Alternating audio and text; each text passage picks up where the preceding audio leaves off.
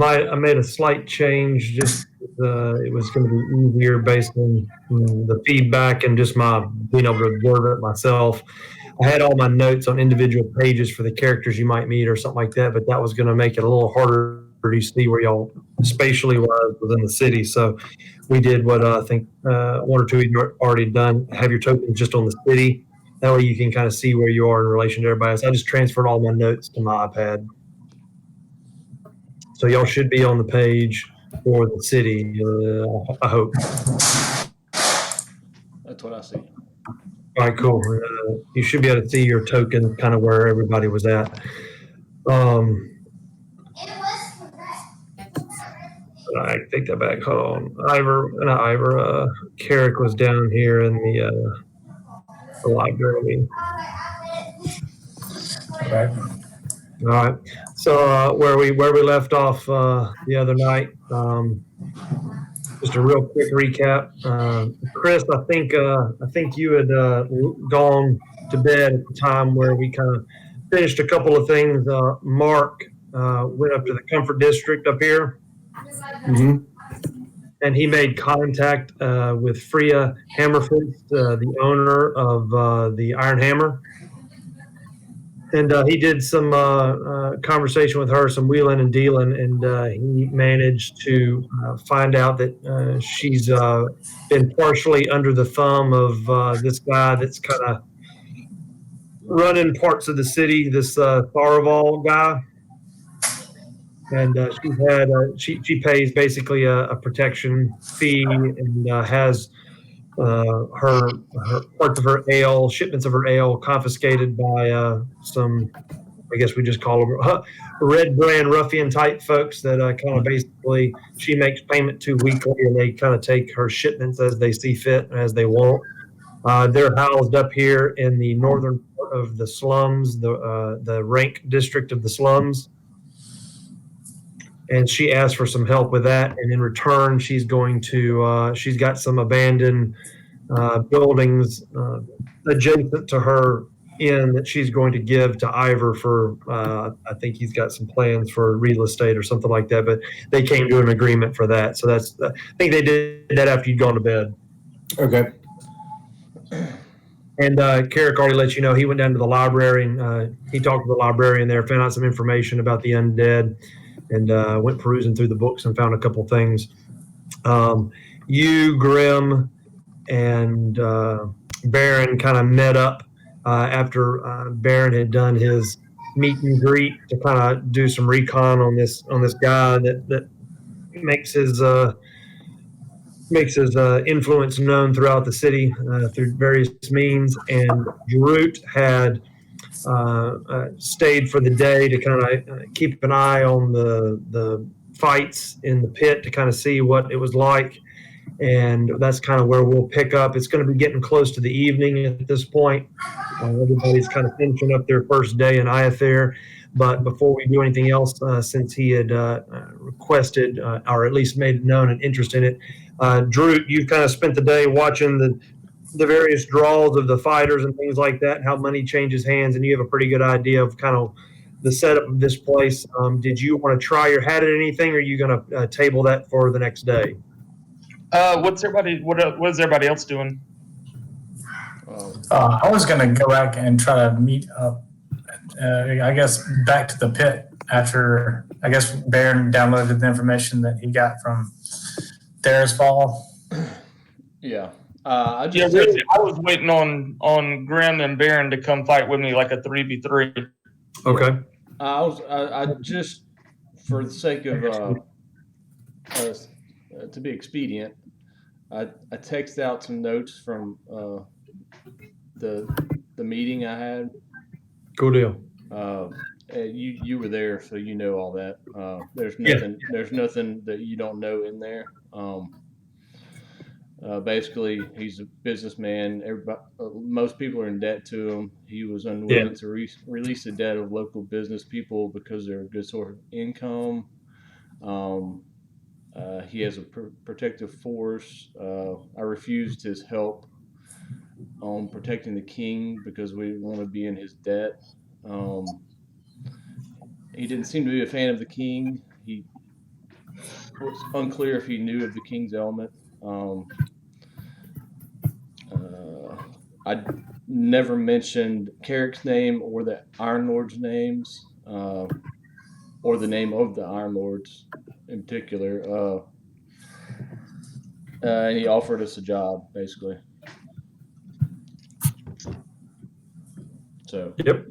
That's a pretty good rundown of what you did. Okay. All right. So yeah, all right. So again, it's kind of getting late in the day at this point. Probably somewhere around 4:30, 5 o'clock. That the Elven time, I guess you'd say. And y'all have a standing dinner invitation at the Citadel, but there's no specific time for that. Y'all are just to kind of let Connacht know that once y'all are there, and they will kind of get you to the banquet hall. But so y'all kind of can finish up whatever you want to do this evening, and then y'all will have the following day to do any shopping or anything like that.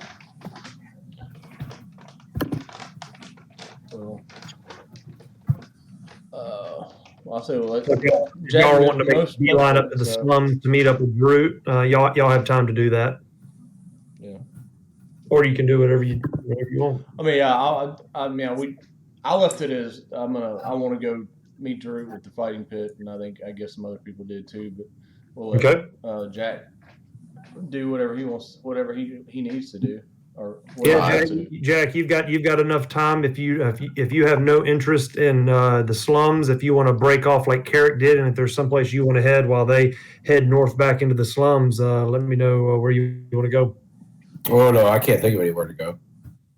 Okay. I'll just take off with them. Yeah, come with us. Be awesome. All right. I'll go to the slums as well. I'll just meet up. We may not. All right. But at least we can.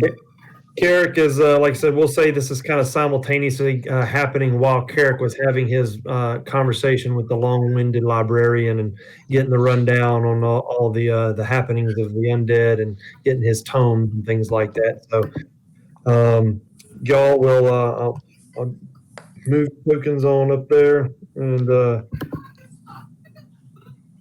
three of y'all will head back across this bridge over here through the Elvish Market and head back into the Riverbank Square, and then head east back into the Slums District. Y'all will make your way back to the pit. You'll kind of notice that the streets are kind of there's kind of an uptick in traffic just because it's getting late in the day, and more people are kind of coming out of the cracks and the shadows or the shanties and things like that as evening approaches. But you arrived there without incident, and you're able to kind of find your way into the pit arena, up into the stands, and you're able to meet back up with Droot, who's been feet back enjoying his new skin and watching the show for the afternoon.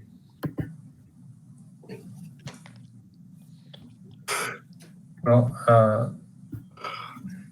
I guess the guy told us this is melee combat only. Well, yeah, physical combat. You can, if you've got things like, crossbows and things like that. Just he said no magic during the match. Gotcha.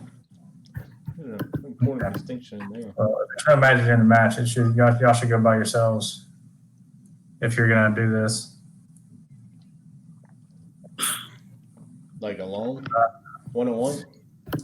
No, I mean you can do one-on-one or 2v2.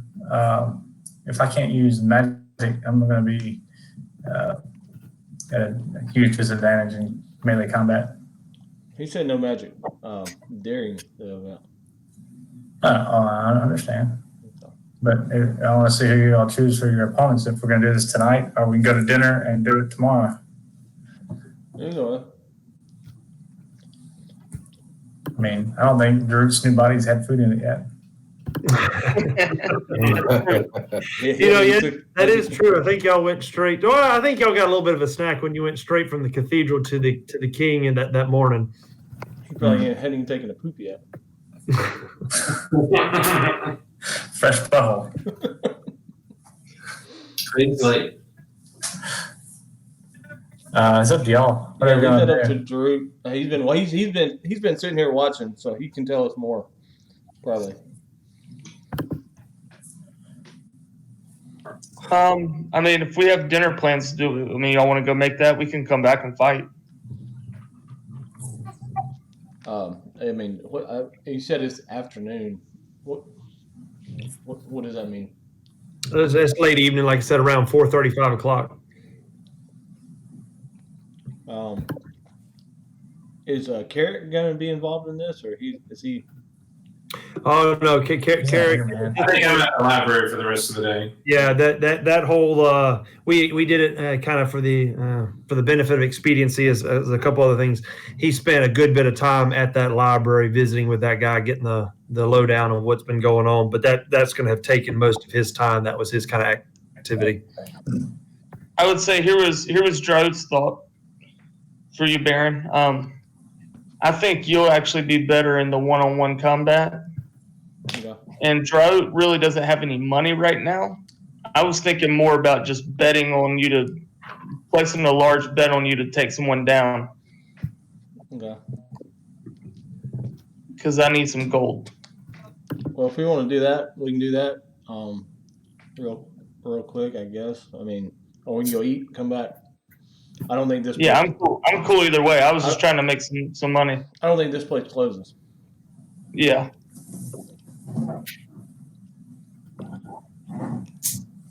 So Well, Yeah, for me it was more about I was just wanting to make some money, so I'm cool with waiting. yeah. I forget this guy's name now. Damn. You talking about the guy that runs the pit? Yeah. Walden Millhouse. Millhouse. Millhouse. Do I need to talk to him? Get a fight? I mean, if y'all are going to be doing that now, yeah, that says who you would seek out. Otherwise, we're gonna go all the way to Citadel and have a conversation. Yeah, otherwise we'll go to dinner. You don't want to fight on Angie's son. Yeah. Vote. 4 of us are standing here. Ivor doesn't vote. So, dinner or fight?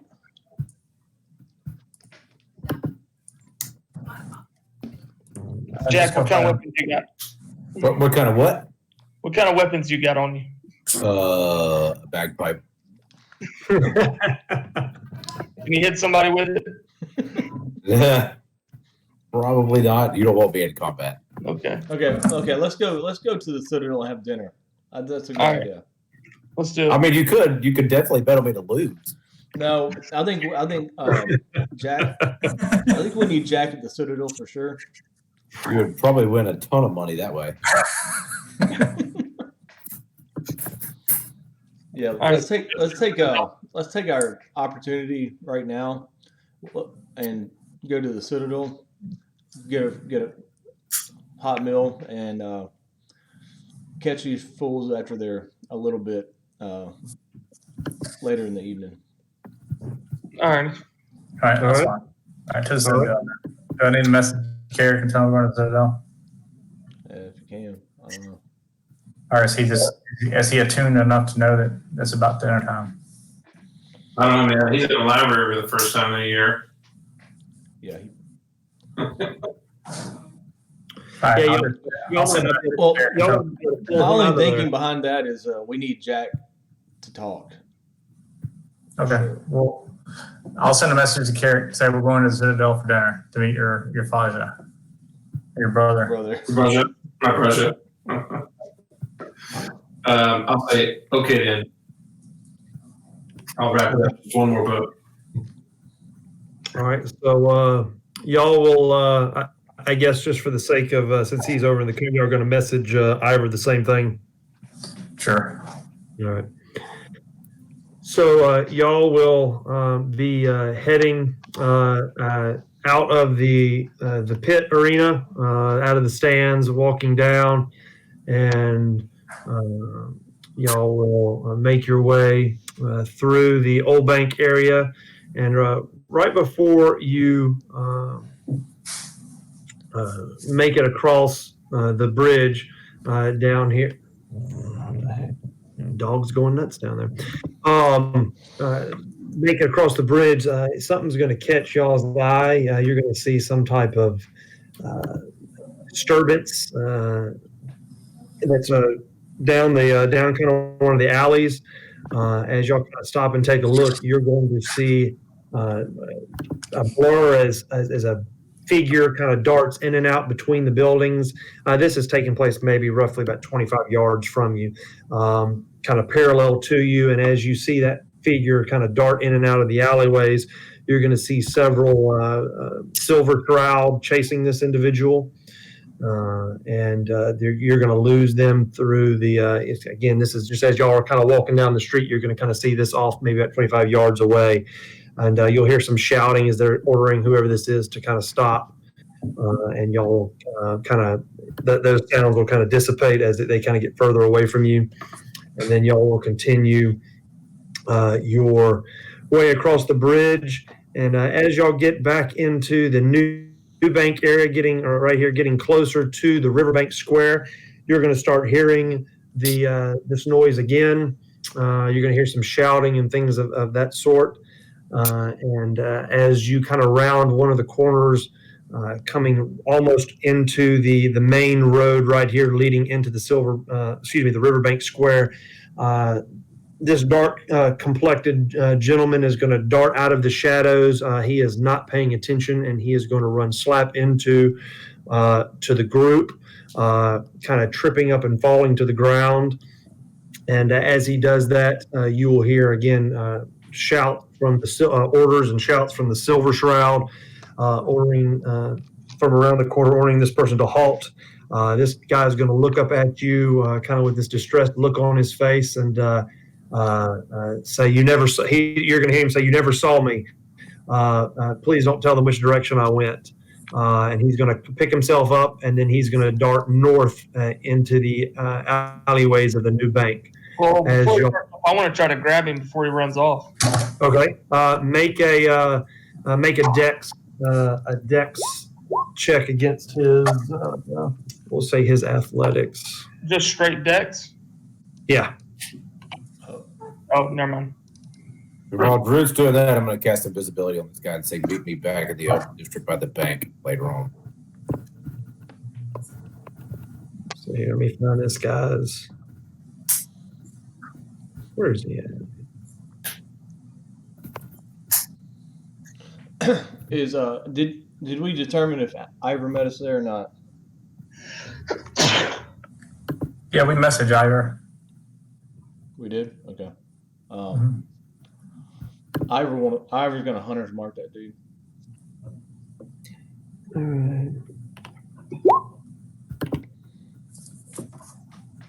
right. All right. As you reach out, you were actually able to, because he just barely beat that, you actually get a hand on him, and you aren't able to grab him to restrain him, to stop him, but you are able to slow him up enough where he is not able to kind of immediately get up to speed.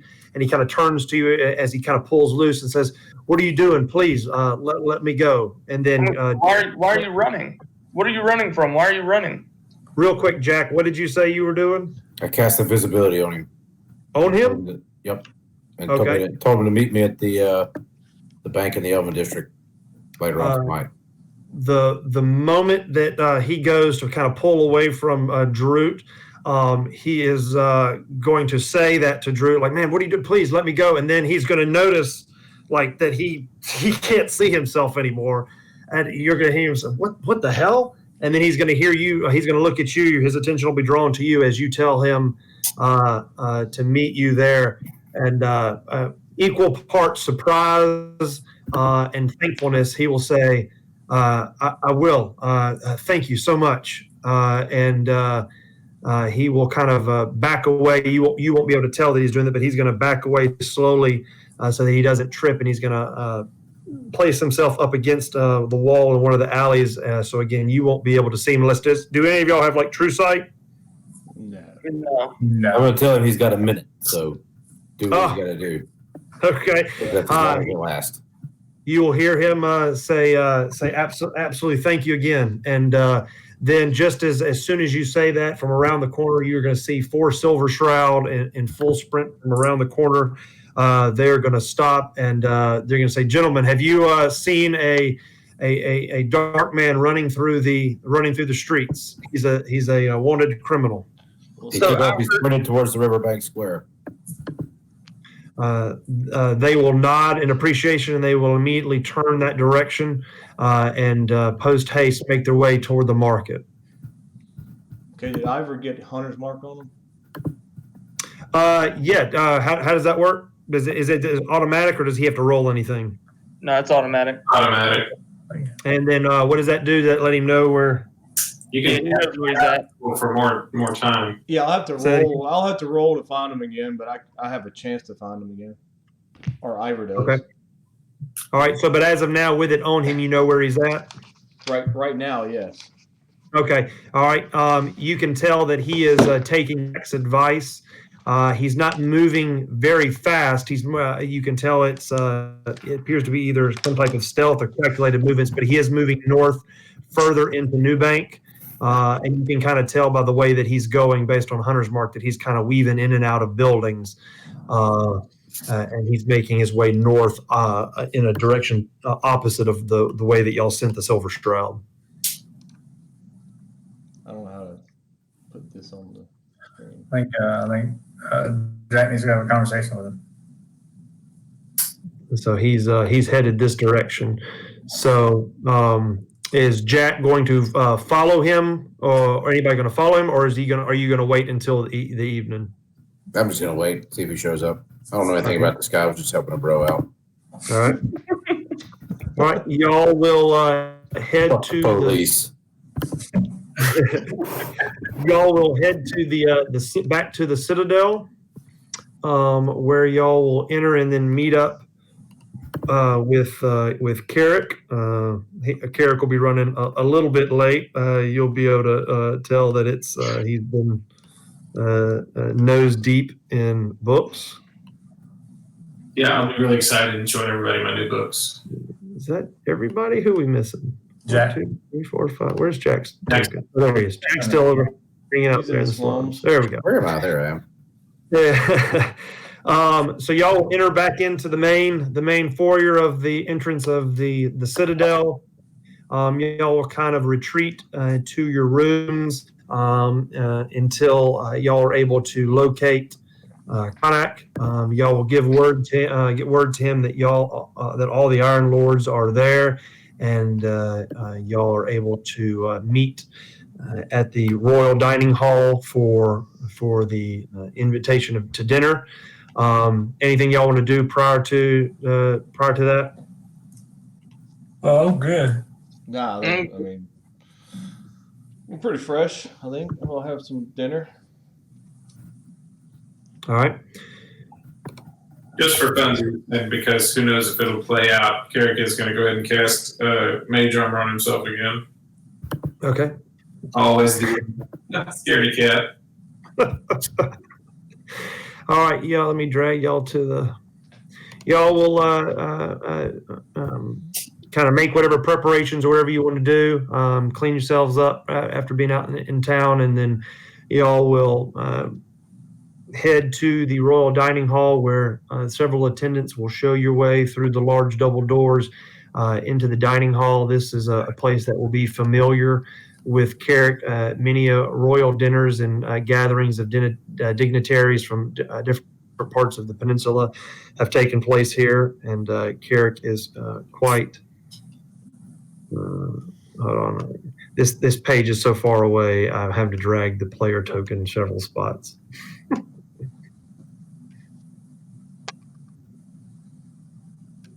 There we go. I think I can get it there now. God, dog, come on. All right. Y'all should be in the dining hall now. And as y'all kind of come through the double doors, again, Just as Carrick remembered, there is many tables on either side, and where typically the royal family or whatnot would be up there at the head of the room. The commander will have come to the door and greeted you all and asked y'all to follow him. That dinner will be served shortly, and that they hope to kind of further discuss the events of this morning and answer any questions that you might have. And that y'all are free to kind of come up there. There's a spot for each person. As we're walking, I want to just get up next to Carrick, and I want to slowly just kind of lean in and ask him, "Hey, can I have like an extra little piece of fleece? Just a small little piece of fleece." I'm going to remember his tricks. So is that a no? You're not curious? Buy a component pouch? Just a small piece. I just need a little piece.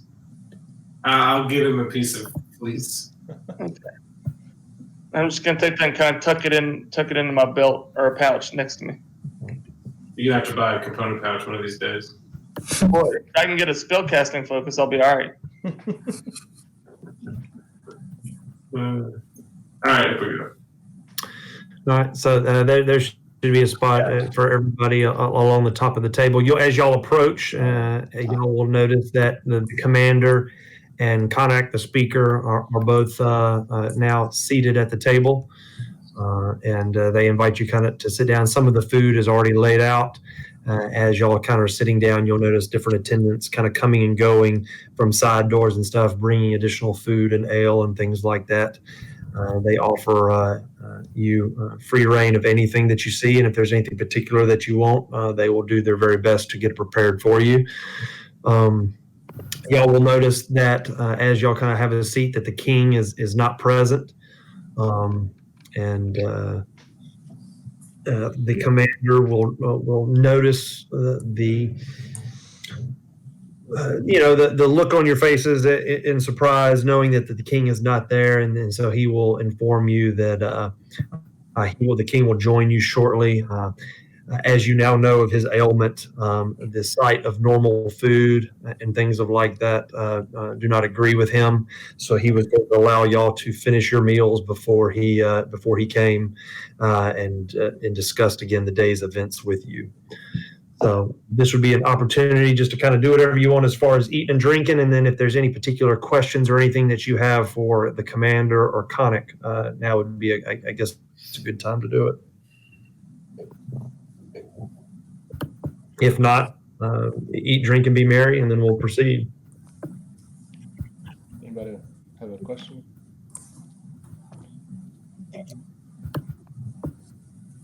Not right. But the commander's the chick, the white armor. She's the captain. We got another female captain. Okay, that's right. Yeah, the female captain's not here. This is the commander. This is the male. He's the leader of the Silver Shroud. I'm going to ask him how long he's been the commander. As y'all kind of just make idle chit chat and things like that, talking about yourselves, you'll ask him. He'll let you know that he was appointed commander of the Silver Shroud approximately 5 years ago. Okay. How do we know how long And then, your brothers had the ailment? I know that there's so many people in that thing. I'll throw it up there again for you. That's this guy right here, Commander Theodos. What were you saying, Jack? So do we know how long Carrick's brother, the king, has been a vampire? Did he tell us? No, he didn't get a chance to kind of get into all the specifics. That's definitely something that you can kind of ask him when he enters. Things were kind of such a flurry of events in the throne room at that moment. He kind of gave you an indication of kind of how it happened, but not like concrete specifics. Do we know when Carrick's father died? We should have a handle on that, I would imagine. Maybe not. We can ask on that too. Yeah, you can ask him that, but you can go ahead and ask him. He will say he'll kind of bow his head and say that you can kind of tell slightly in reverence that while he was not ahead of the Silver Shroud at the original king's passing, at Carrick's father's passing, he did know him and had frequent contact with him. He was a good man that did the best he could for ruling the kingdom. He passed away approximately 25 years ago.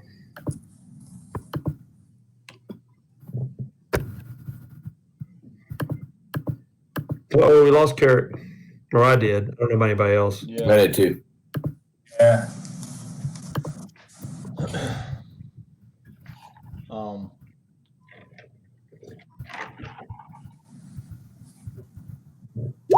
I'll refresh. He said he lost video. Oh, I want to ask Commander why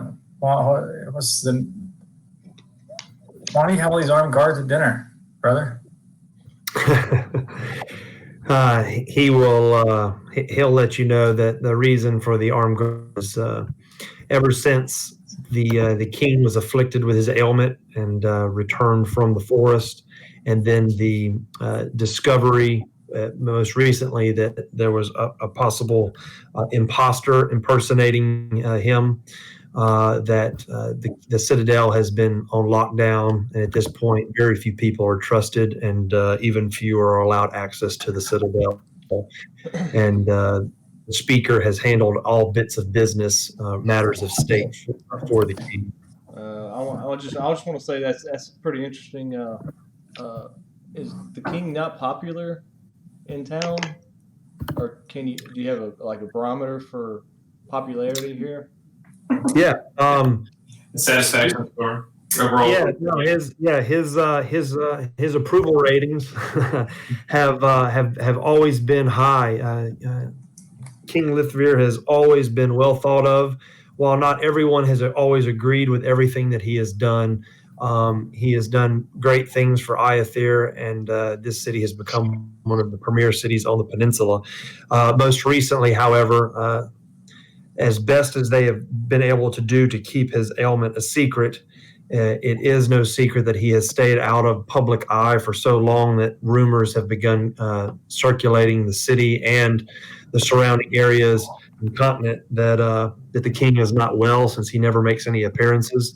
And there are segments of the population that they've heard the rumors and murmurs of possible attempts to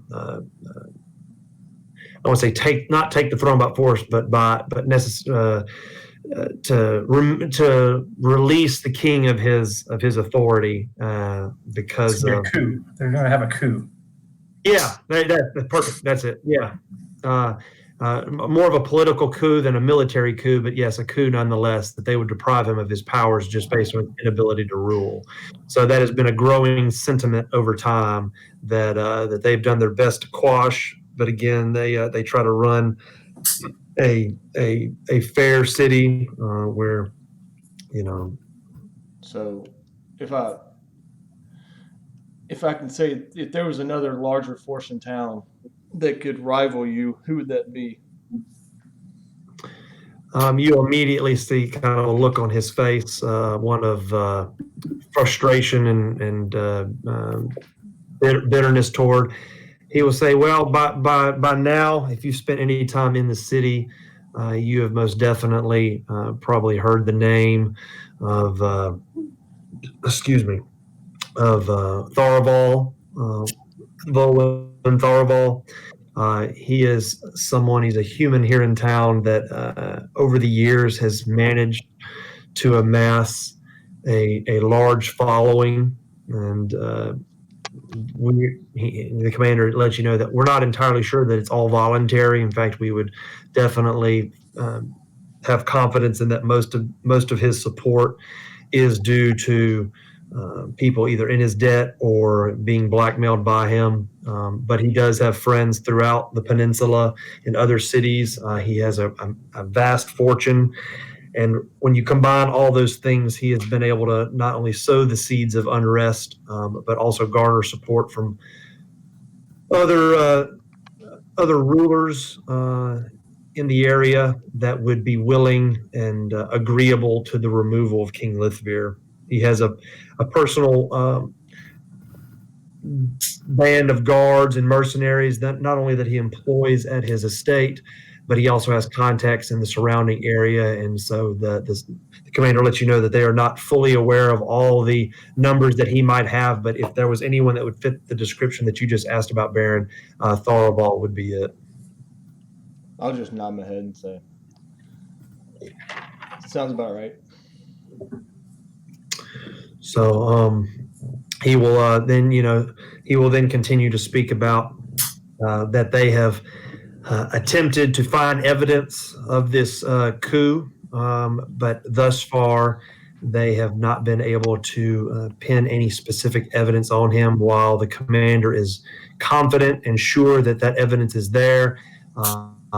He is probably most certain that Thorobald keeps that type of correspondence or evidence well hidden, and that if there was anything like that, it would be either on his persons or at his estate. Interesting. All good things to know. Why don't you just kill him, man? The commander kind of smiles at that and said, "Nothing would give me greater pleasure than to do that." However, You have a vampire king. he says that be that not it may, we have always prided ourselves in trying to be fair and just, and unless we can secure concrete evidence of his commission of treason, then he has too many allies that would come to his aid if we acted out of turn, and we have to play this by the book. Unfortunately, it makes our hand that much weaker, considering that the king is known to not be at full power, and so we are, while we have the full confidence of the city, we are having to walk on eggshells when it comes to putting down this coup. And then he kind of gets another, I don't know, wry smile or kind of grin, and he goes, I would hate to speak out of turn, but as I mentioned, that we are having to walk a tightrope with this due to the king not actually being here. Do you think that that might be something in your wheelhouse that you might be able to assist us in? I'll stop him right there, and I'll ask politely if we can change the subject for about 10 minutes. If we can what? Change the subject, Uh-huh. or at least table the discussion for a few minutes, and I will begin to cast. Hold on. While he's doing that, I'm just going to ask the commander. The commander's a male, right? Yeah. Yes, the commander's a male. I counterspell the private. I just got you. Do you have family in town? Did you say you counterspelled the private sector? Just He waits the whole 9 minutes and 54. yeah. I'll make small talk with the commander about his family, kids, where he lives, stuff like that. Okay, all right. Mainly, Yeah, where he y'all lives. you Does he kind live in the of castle? deftly changed the subject and kind of redirect the conversation to away from these matters, while Carrick is able to cast his private sanctum, and this basically just protects you from just about any type of eavesdropping. Correct? Yeah, vision, sight, scrying, divination, and teleportation and planar travel. So Gotcha. All right. Is this something that since it's opaque glass? we don't have to pick and choose. So we don't have to do the vision one necessarily, but the sound and the divination stuff and the teleportation stuff. Oh no, that's fine. I just didn't know if this is something like while he's talking, whether he would notice that something's happening. No, you wouldn't be able to tell from inside. From the outside, I guess they wouldn't be able to hear us all of a sudden. That'd be kind of cool. Gotcha. Okay. All right. So you're able to take care of that. and I guess at any point we can, y'all can. Are you wanting to redirect the questioning back to that? Well, I'll just kind of look at Baron and nod after I finish the incantation. Okay. Yeah. I mean, if that's finished, I'll be like, well, did he tell me if he lives here or somewhere else? Who? The commander. So the commander hasn't, but during the conversation, we could say he did. Yeah, he lives over in the devoted ward at the Silver Shroud Battalion. It's a large area where most of the Silver Shroud live. Okay. And his family lives there too? He does not have any family. Okay. That's the only question. That was going to be the conversation for the 10 minutes. So. Gotcha. Yeah, he does spend most of his time here at the Citadel, but the times that he's not at the Citadel, he's in the devoted ward. I guess in the 20 minutes or 10 minutes, do we know if what's his face, Tharval, he rolls pretty heavy as far as the entourage? Yes, he confirms. He says Tharval does do a bit of traveling. He does conduct business, well, quote unquote business. The commander lets you know that it's his suspicion that not only is this legitimate business, but also illicit business.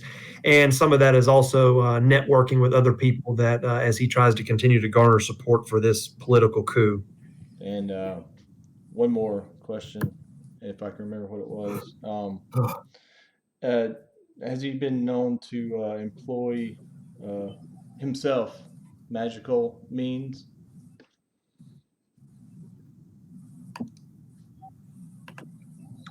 The commander lets you know that to the best of his knowledge, he does not know of any magical abilities that Tharval himself has had. He's never seen any evidence of that.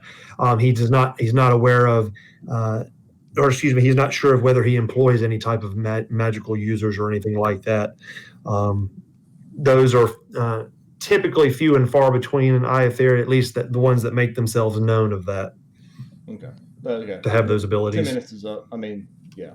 That's only few questions I had. Okay. All right. So as like I said, as y'all kind of continue back on that conversation, he will kind of go back to yes. If there is again, y'all probably are able to color outside the lines a little more than he is able to right now. So if there's any assistance you might be able to provide him in obtaining any type of concrete evidence of misdeeds by Tharval, it would be greatly appreciated. Well, just to be clear, we're not going to kill him, if that's what you're asking. So if he shows up dead, it's not us. He kind of smiles and he says, what I don't see or what I don't know. But again, whether he's locked up or 6 feet under, it matters not to me. I've heard that before. I mean, Baron will say I've heard that before, but it was about you. Did you tell him that? Oh, yeah. Okay. What are Commander's reactions to these, veiled threats on Tharval? Does Carrick believe him when he says he doesn't care? Does he believe who? What? Say that again. You cut out there for a second. I said, watching the commander while we're making these veiled threats against Tharval, do I believe that he doesn't really care, or is he hiding something? Make an insight check. Mine was more of a deception, but 19. Okay. There not only is there no need for the deception, there's also your 100% insight with that roll. Yes, you get the feeling that not only is he 100% telling the truth, but there's no need to lie about whether you're going to kill the guy or not. The commander seems to could care less about this particular individual. Okay. Hey, Jack, can you animate the lobsters? That would be awesome. The lobsters? Yes. Yeah, I could do that. So I can kind of make the whole table walk around for us. So he says, I'm gonna walk into my face so I can eat it. he asked if there's any type of interest in that. There's always In what? In helping him out. Oh yeah. Yeah, I mean, we're here eating dinner, obviously. Okay. So just to be clear, like everything froze up right when Brock said we've heard that before. Is that what Theravil's job offer was? no.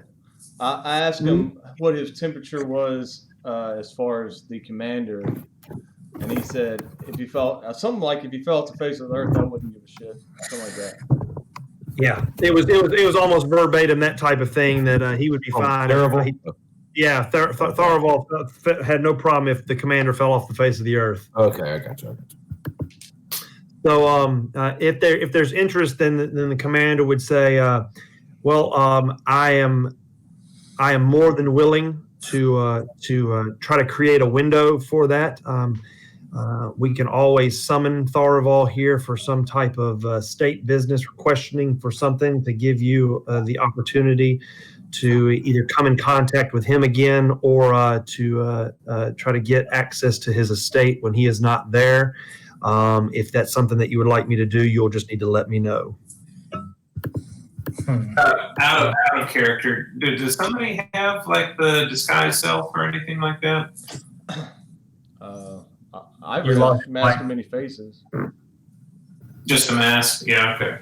Yeah, I mean that I was afraid to go in there with any magic users, and I didn't want anybody else to be known to be in town, especially Carrot. So I mean, I was just hoping not to get hobo murdered.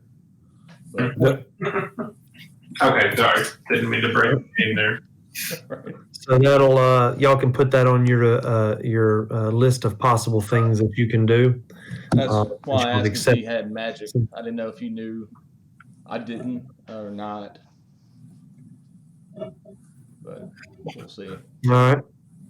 So yeah, like I said, since y'all have accepted that offer, y'all can add that to your list of things to do. Y'all will continue to talk about that and other things. Like I said, not just normal dinner speak, and then as dinner draws to a close, the attendants will take most of the food away, and then as the evening kind of draws late, and things have kind of completely finished, the king will come in through one of the side doors, and he will greet y'all, saying that it is good to see you all again, and he will kind of come up here and sit at the head of the table, and he looks slightly better than he did when you first saw him in the throne room. And he indicates that as much. He says that he's feeling a little bit better after the craziness of the morning, but he always feels better at night than he does during the day. Better being a subjective word. He still seems very frail and ill, but he does seem to be a little bit more talkative and a bit higher spirits. He continues to thank you all personally for getting his brother here to see him once more before he either totally succumbs to this illness or something worse. He lets you know that he is eternally indebted to each one of you, and that you all have an open invitation to Iather anytime that you want.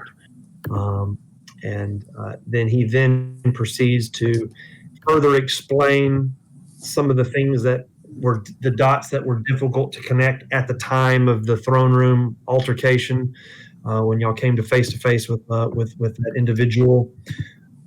And he tries as best as he can to kind of, again, fill in some of those blanks.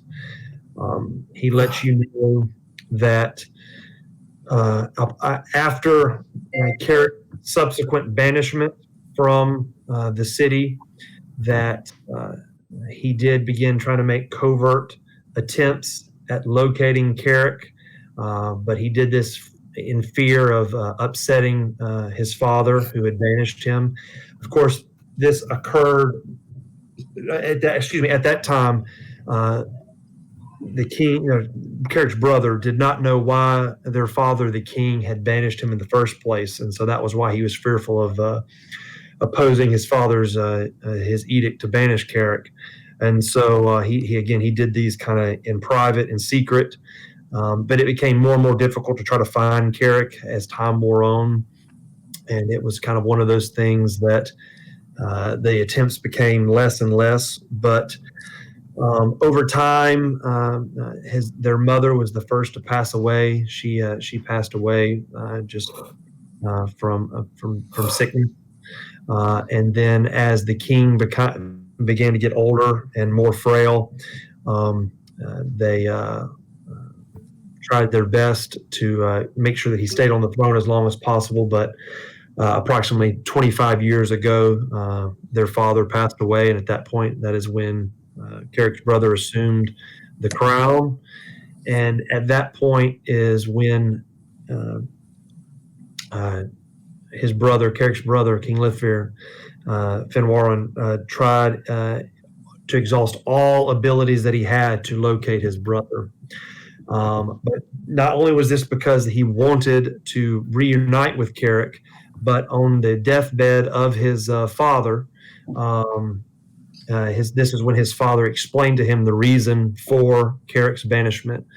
It was that Carrick had found this spell book, this ancient tome that the king had once thought to be permanently hidden away. And when Carrick found it and began using it, unbeknownst to him, he drew this dark power closer to the city. Finwarren kind of explains to you at this moment that he questioned the father what exactly this dark power was, but his father would not explain. He felt that the less that he knew about it, the better. But that was the reason that he banished Carrick, not only out of fear, it was kind of equal parts fear about what Carrick had done and the book that he had found and the power that he had potentially unleashed and this power that he was drawing possibly to the city, but also out of protection because he dearly loved his son and did not want anything to happen to him. And so he admits that he acted rashly and that he had it all to do over again. He would have tried a different way to rectify the problem, but there was nothing that he could do. All he could do was implore Carrick's brother to find him and destroy the book, or at least stop him from using it.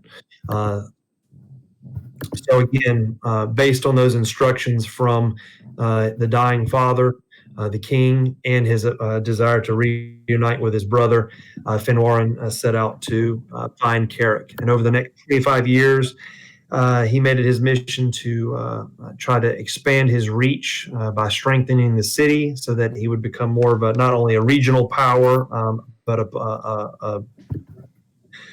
a power on the continent and the further reaches of Faerun, so that he would be able to possibly send contacts and letters and things further and further. It's at this point that Finwarren he takes a few moments to kind of regroup his thoughts. You can kind of tell it's kind of exhausting for him to talk, but then he kind of brings you to the current time where he says that roughly about 16 months to 2 years ago, he was on a hunt in the Yearwood, and him and his guard were in the forest, and a mist approached, and they tried to make their way. They had been through the woods many times before, but this mist kind of made them lose all sense of direction. And before they knew it, they were set upon by various undead creatures.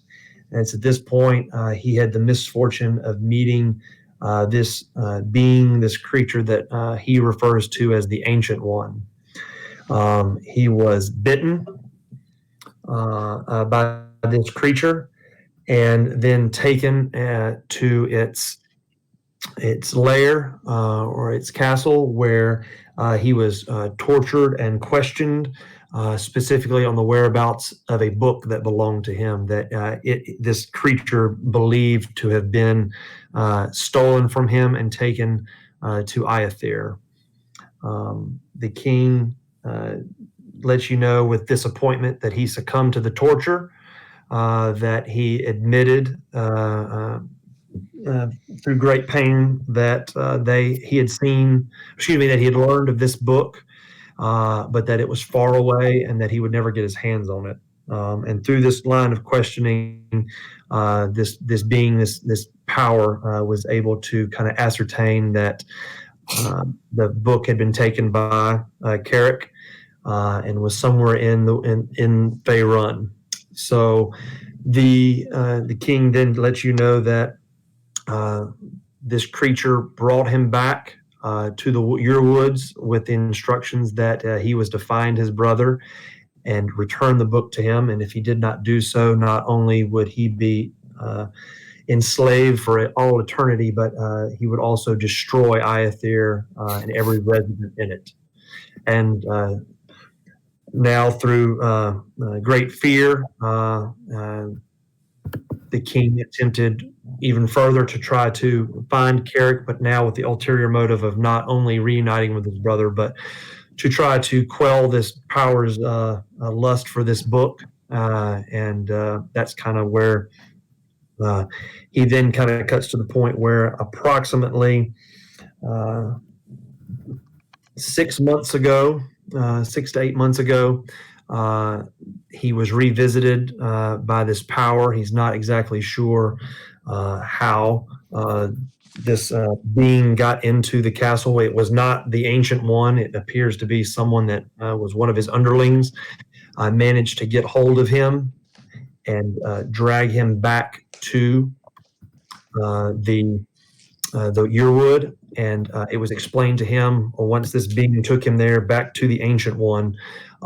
He said that your brother had been located and that he had an idea of where the book was in Faerun off the Sword Coast, and that he would take it from here and give the book here. And at that point, he was held captive while he believes, he's not sure, but while he believes that one of these beings employed by this Ancient One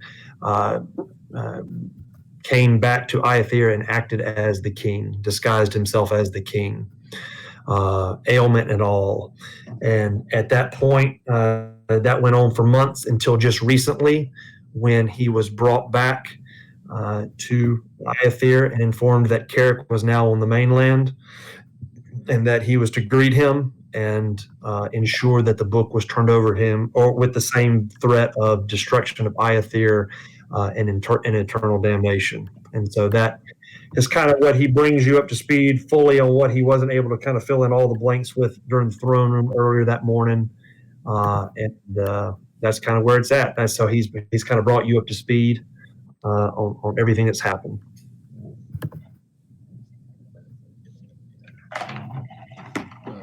So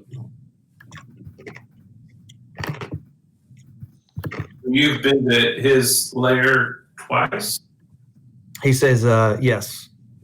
Where is it? Somewhere in, somewhere in the Yearwood. He says, all I know is that, again, when we went into the Yearwood, when I went hunting, there was a dark, heavy mist, fog that kind of enveloped and kind of trapped us in there. And when we tried to find our way through it, is when we were set upon by the undead. Visibility was very low, kind of choked the breath out of us.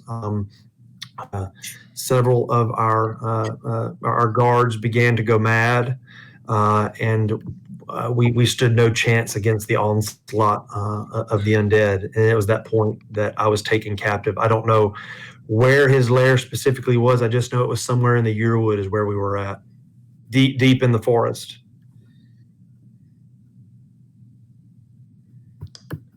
What did he look like? You said you met him as a person or just as a mist? He said I did, at least the facade that he allowed me to see. I did meet him face to face. A very pale individual, spoke very proper, seemed very refined. If it wasn't for the fact that he was evil, you would almost say that he was polite. Very almost regal in nature. I'm not sure whether he comes from some type of lineage or whatnot, but very well spoken, very well kept, very mannered and polite, but evil beyond all measure.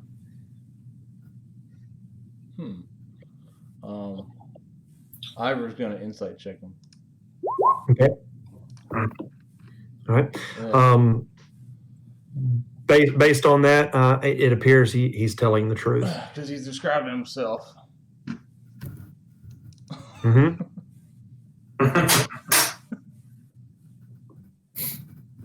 Did you say that to him? No.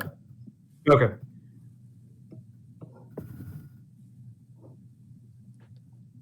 I'll ask you, what about mom and dad's sickness? What can you tell me about that?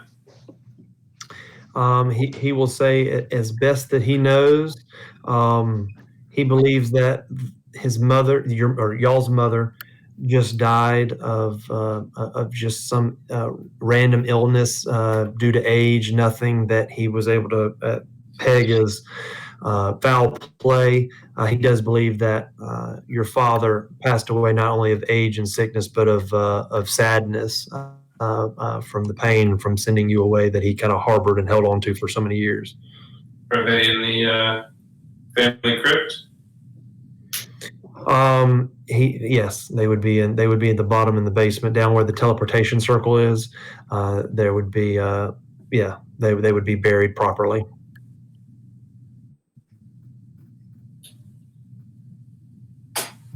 I did give you the teleportation circle, didn't I? Yeah, you told me. Yeah. Okay. I thought I put it in there. That is before I just said, hey, it's down there with the teleportation circle. I guess I ought to make sure I gave it to you. Well, what about the city now? What's up with this Theraval guy? Oh, and by the way, nobody outside of the table can hear what you're saying. He looks around and he said, "That's good to know. It seems like for so long my own thoughts have not been my own. I did hear your messages. I did receive your messages that you sent as you have drawn closer to Iathir. I attempted to reach you, but I was at that point. I was while that imposter was on the throne." And while I was being held captive, any attempt at sending you a return message were thwarted by this dark one. He then says, as far as Tharaval goes, a more contemptuous man he's never met. He arrived in Iathir maybe 10 to 15 years ago. A merchant that has somehow managed to amass a great fortune through great political dealings and probably secretive business dealings. Much of the poor, the people that run parts of the poor district, a lot of the businesses, or most of the businesses, not only in the river market and in the slums, as well as a few of the shops in the Elven district, are all under his thumb. He has his hand on the pit, and he has several contacts through the peninsula, and he is sure that nothing would make Tharaval happier than to have a Lithvir off the throne and either have himself or someone that he can control on the throne. And what of the slums? That's new. It's going to cross the river, or are they going to take over the city? Say it again. I said the slums. They seem to be expanding past the river. Yes. Are they going to take over the whole city? He says that's Tharaval's doing as well. He says, as you probably remember, even though as long as it was ago, there was maybe a few small pockets like that, but this was a predominantly Elven city, and it was there was nothing like the district of the slums. That is Tharaval's doing. He has squeezed every little bit of life out of not only business owners, but those that were borderline poor and those that he was not able to either get under his control or get under his thumb. He either put out of business or outright possibly had killed. And so as a result, the poor population has more than tripled, and as you can tell by the size of the slums, it makes up a pretty good large portion of Iathir. On the flip side, though, the Elven district and there's the standard market and the standard what we'd call the common, not only the comfort district but the common district business is at all-time high, so it kind of offsets the slums, and so business and life is very good for those that live outside the slum. And they think this is due to Thorval. Yeah, the king looks at you, Jack, and yes, acknowledges that. Yeah, he believes that this is directly attributable to his hand. Okay. Is he trying to take your crown? Whether he's trying to take it or give it again, to get someone on the throne that has his interests at heart or that he can control, probably that's probably one and the same. But I'm sure of it that with my absence, it has bolstered his support to remove the throne for me, whether to take it for himself or to give it to someone else. I know he doesn't want us to have it anymore.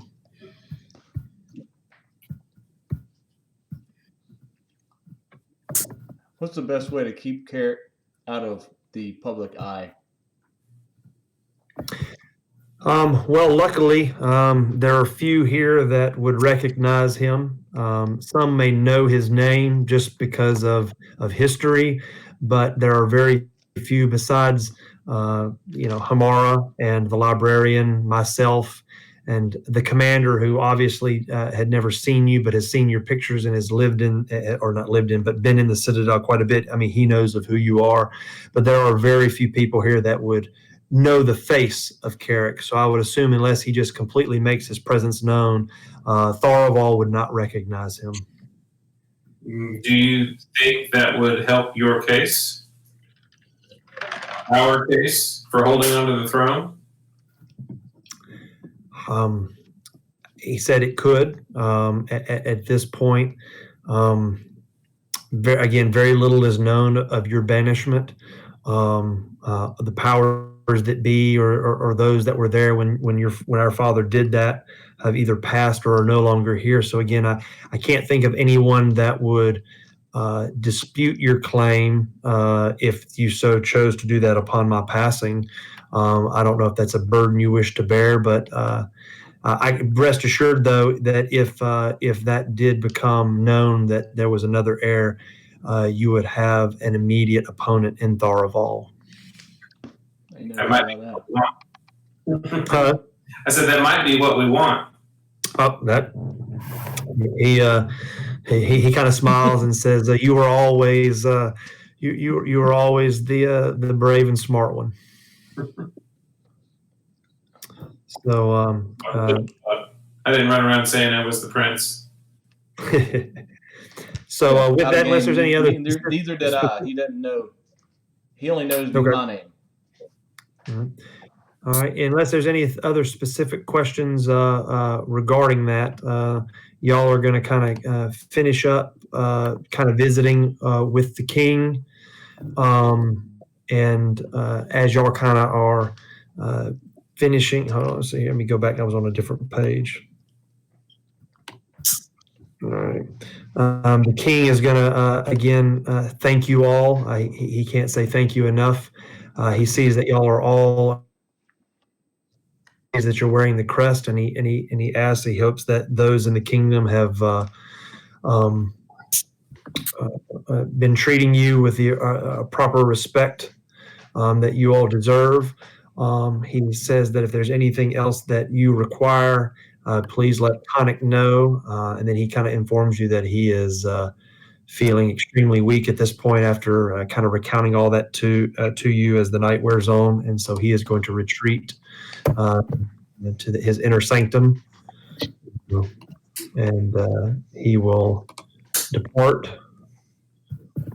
Y'all will kind of continue finishing up things with the commander. As you do that, however, you will hear the double doors at the end of the room open, and in will walk the captain,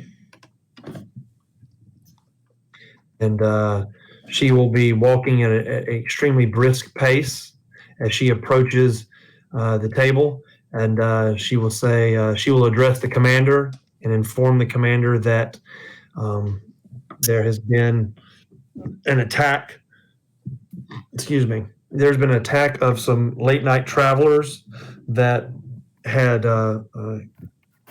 were coming in from the west, and they apparently drew too close to the forest. Some of the Silver Shroud Watch were able to spot the attack from the ramparts, but they immediately sent out a garrison to try to protect them. But it was so far away that by the time they got there, the travelers had been slaughtered. That there were very few remains there. The garrison tried to track the prints or the trail made by the attackers. They went just barely into the edge of the Yearwood, but for fear of past dealings that have things that have happened there, and by order of the king, they did not venture too far deep. They had collected some of the remains and had packed them up and brought them back, but they immediately reported this to her, and she's keeping the commander aware of the situation, that there had been yet another attack. And she implores the commander that at some point that this menace that's coming out of the woods is going to have to be investigated. And he kind of has kind of a solemn, distressed look on his face. He acknowledges the situation and thanks her for reporting this situation, and she will depart the way that she came.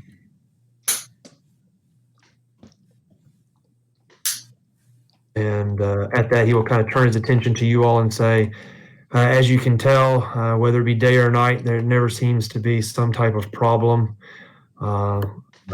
This is beginning to wear. This is beginning to very badly wear on the king. He's already in bad enough health, but these continued attacks and problems related to not the story that he just told you, we believe them to be connected. And at some point, we are going to have to send in, despite his protest that we do not, we're going to have to send in a regiment to see if we can locate where these attacks are originating from. He asks if there's anything else that you need before y'all retire to the evening. Is there anything else y'all need?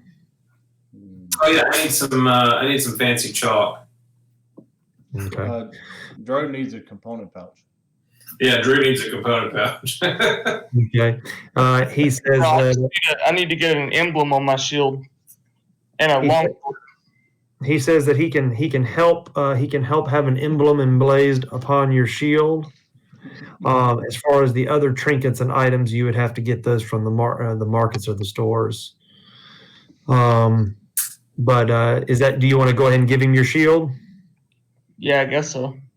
Okay. He will take that from you, and he will say that he can have that done by one of their smiths at the Silver Shroud Battalion, the battalion headquarters in the Devoted Ward. He can have it ready for you by late tomorrow afternoon. And I assume you'll tell him what the symbol is you want emblazed on it. Yeah, it's the symbol of my goddess Maliki. All right. You'll do, I guess, draw a quick sketch for him. I don't know if I'll be the best drawer of sketches, but it's really just kind of like, have you ever seen a unicorn? What those kind of look like?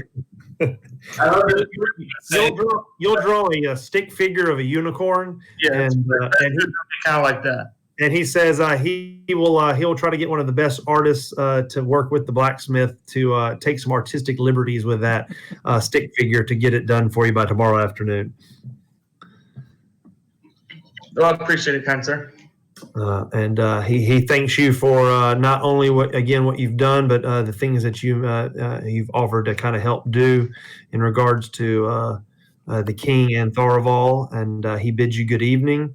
And with that, y'all will depart the throne room, and y'all will head back to your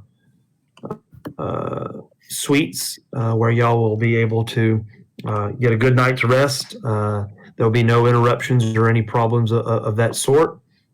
And before I go to bed, I was going to try and save this for Ivor, but I'll send a quick message home to Woodhouse.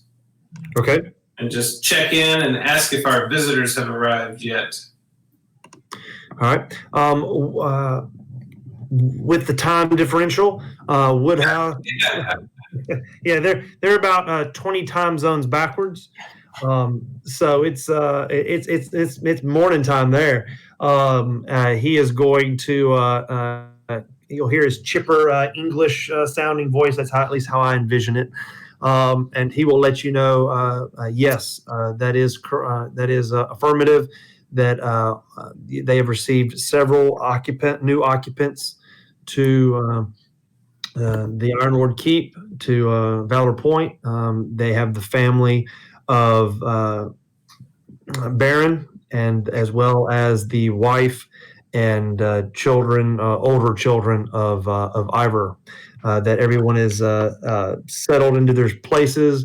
That the castle is on full protection mode, so that there's no one coming or going that y'all have not given previous authorization to, as far as the security that y'all have there, and everything at this point seems to be a-okay. So after I find that out, I'll go knock on Baron's door. All right.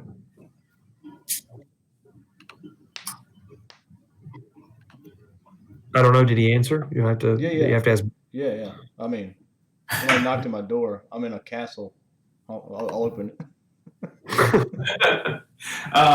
I'll tell him, getting here was hard and you didn't get to see your family. And I know we had plans to do that. But I just talked to Woodhouse and they are home with safely. And if you'd like to go see them, we can go right now. Oh, we can go right now? Right now. I thought we were about to fight. Drew needs money. Well, we can go whenever you want. It's an option. Oh, absolutely. And I appreciate it for sure. Yeah, you kind of caught me off guard. Sorry. I mean, damn, do you want to see your family or not? I mean, you acted all bent out of shape because we had to go to Neverwinter and stuff, and here I am trying to make amends. Yeah, no, it wasn't your fault. It was that damn DM. The guy upstairs that I'm the one with the book. So we got control over that now. Halfway control. Well, you tell me. You talk to Ivor. Y'all are the ones. Whenever y'all want to go, or anybody, if anybody wants to go. Yeah, I think I mean, honestly, the only reason I'm saying no is because Mark isn't here. But yeah. Well, I think they're. Well, I think they're shutting the server down in like an hour. So we could always retcon him if you want to, or I mean, yeah, that's up to you. But yeah, you're free. I mean, he can transport you anywhere he wants you to go. So if you want to go home and see, I not with. Like literally, we got like 40 minutes before this thing shuts down. I think. Sure. So why don't y'all go do what you want to do in town, and I'll do go. that, and then I definitely want to do that. Hey, question for you, Brandon.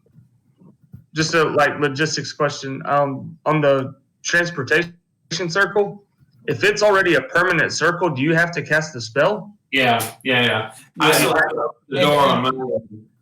I mean, I could retcon just doing that. I mean, just getting over there, and coming back with. It's up to y'all. It's evening. yeah, I mean, this wouldn't be, if you want to go there. I mean, I'll be honest. You know your family more. I mean, I'm not writing anything for your family. If you go there, if there's any business you want to take care of as far as Iron Lord business, you could do that. But as far as your family, yeah, you would go there and you would be able to reunite with your family and see that they are a-okay and that everything's fine, that they're being well taken care of by the Valor Point staff. Yeah. That's the only reason I was wanting to go meet them in the first place and get them to the. I can retcon that in like 1 minute with anybody here, but. Well, I know out of character. I know Mark had said he wanted to handle some stuff. So okay, well, I mean, me too, but it's not worth wasting actually game time and FaceTime right now. Yeah, since it's not a main plot. You know what I mean? It's an option. Whenever you want to go. Yeah. No. Yeah, that kind of caught me off guard, but yeah, we don't need to spending 30 minutes on doing it with 7 of us here. You know what I mean? Yep. So, yeah, no. Baron will just say yes, much appreciated. And as soon as we get 1 minute off, I'm going to do it ASAP. Technically, we have a minute off, but we'll just say we did it. Yeah. All right. So y'all are going back to the pit? Y'all are going to fight right now? I've been in the library all day. I don't know any of this. Yeah, we would have told you over dinner we were going to go fight. Cool. You still need to spend time in the library, right? Oh yeah, I got lots of reading to do. Okay. Sounds awesome. But we can just walk into the library whenever we want to, right? I think so. You got your badge. Do they let you draw on the floors?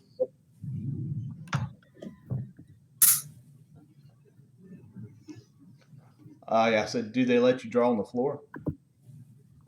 Oh, we probably have to do that in like a closet somewhere. I mean, that's fine. I mean, you are like the prince, so we'll erase it when we get back. It probably burns up after I use it anyway. I've never stopped to think about that. Well, we don't want to burn the library down either, so. Yeah, true. Back to the Future style just kind of lights up. Right. Let's just go outside and do it. All right. Well, y'all I'll go fight. Okay. I mean, I thought All right. that's what. So, what we'll do is we're going to say that Carrick is going to retire to his suite and do some late night reading. And is Ivor going to be going with you all, Baron? Yeah, he'll and go with us. I don't see why not.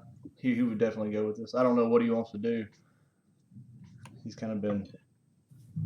I honestly hadn't talked to him. I don't know what he wants to do.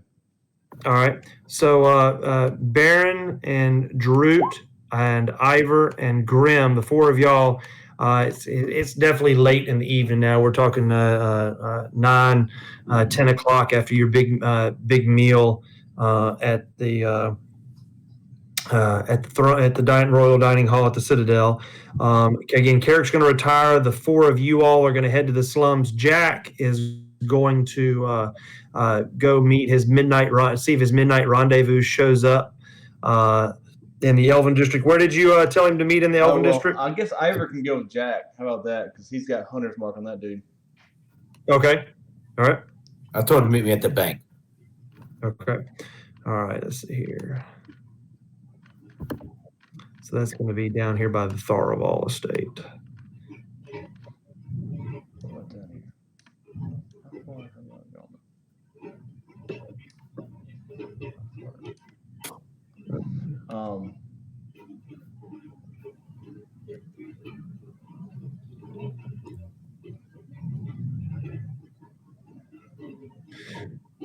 All right. So we're going to take Jack and Ivor first. Again, as night is fully upon you, Jack, you're going to kind of get Ivor out of his suite. He had his dirty pictures of his wife that he was looking at when you came in, and you're going to tell him it's time to go do some midnight people hunting. And so y'all are going to make your way out of the Citadel and all the way through the Riverbank Square back into the Elven District. You're going to head back all the way past Tharaval's estate. There are going to be, very few people. Some people similar to you all just kind of walking the streets at night, but it's pretty sparsely populated. You'll make your way past the estate. Same thing you saw before. You'll pass the building where you and Graham and I think someone else kind of went in there to talk to a jeweler that first kind of gave you the hint that doing business in this part of the Elven District wouldn't be the most economically sound thing based on you kind of find a building that kind of what you think would be. It's near the jeweler spot that would possibly be some type of bank or money establishment. And you just kind of find a spot to kind of hang out, chatting with Ivor, looking like y'all are just kind of hanging about. Let's see.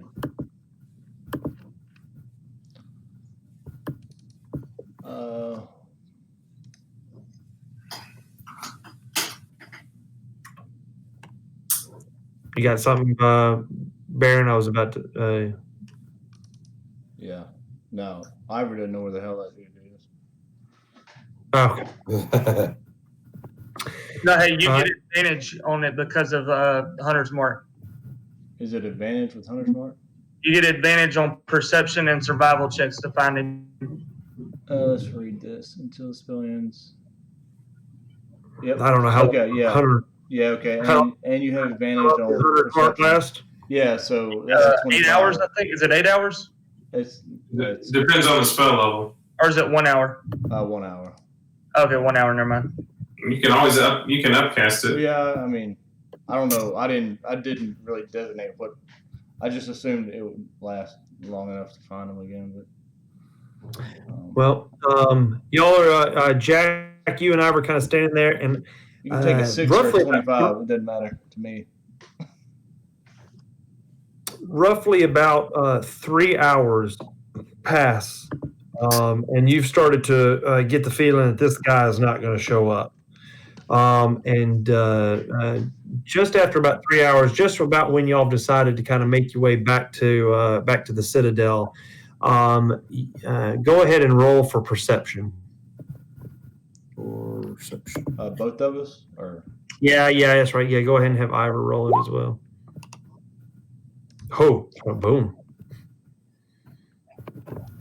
All right, Jack. Just as again, y'all have turned to kind of start walking back the direction toward the Citadel, back north. You are going to catch just the faintest of movement. You're going to perceive just the faintest of movement in the shadows of in between one of the buildings, and then you are going to kind of stop and kind of look in the darkness for a little bit. And as your eyes adjust, you're going to just by the moonlight, by the faintest of hints, you're going to see kind of the silhouette of someone standing there in the shadows, kind of looking at you. And you've got a kind of a moment where nothing happens. And is there anything that you want to do? I'm just going to walk over to him. Okay. And you meet Jack the Ripper. As you kind of approach that portion of the entrance to the alley, and right between those two buildings, you're going to kind of see that silhouette kind of get a little more fainter. It appears that he's kind of stepping back, kind of retreating from you, and then you're going to hear a voice out of the darkness that says, but please don't come any closer. Are you the gentleman that I met today? Yes. Why don't you want me to come any closer? You're going to hear some silence for a little bit, and then you're going to hear him ask, "Why did you help me?" Well, I don't know. I felt like it was the thing to do at the time. Actually, you know what? That's a lie. I just really wanted to. I just kind of wanted to. I don't have a good reason. He is going to. He's going to roll for insight on yours, and so I guess that would be a. Would that be I guess a persuasion against his insight? Yeah. Sure.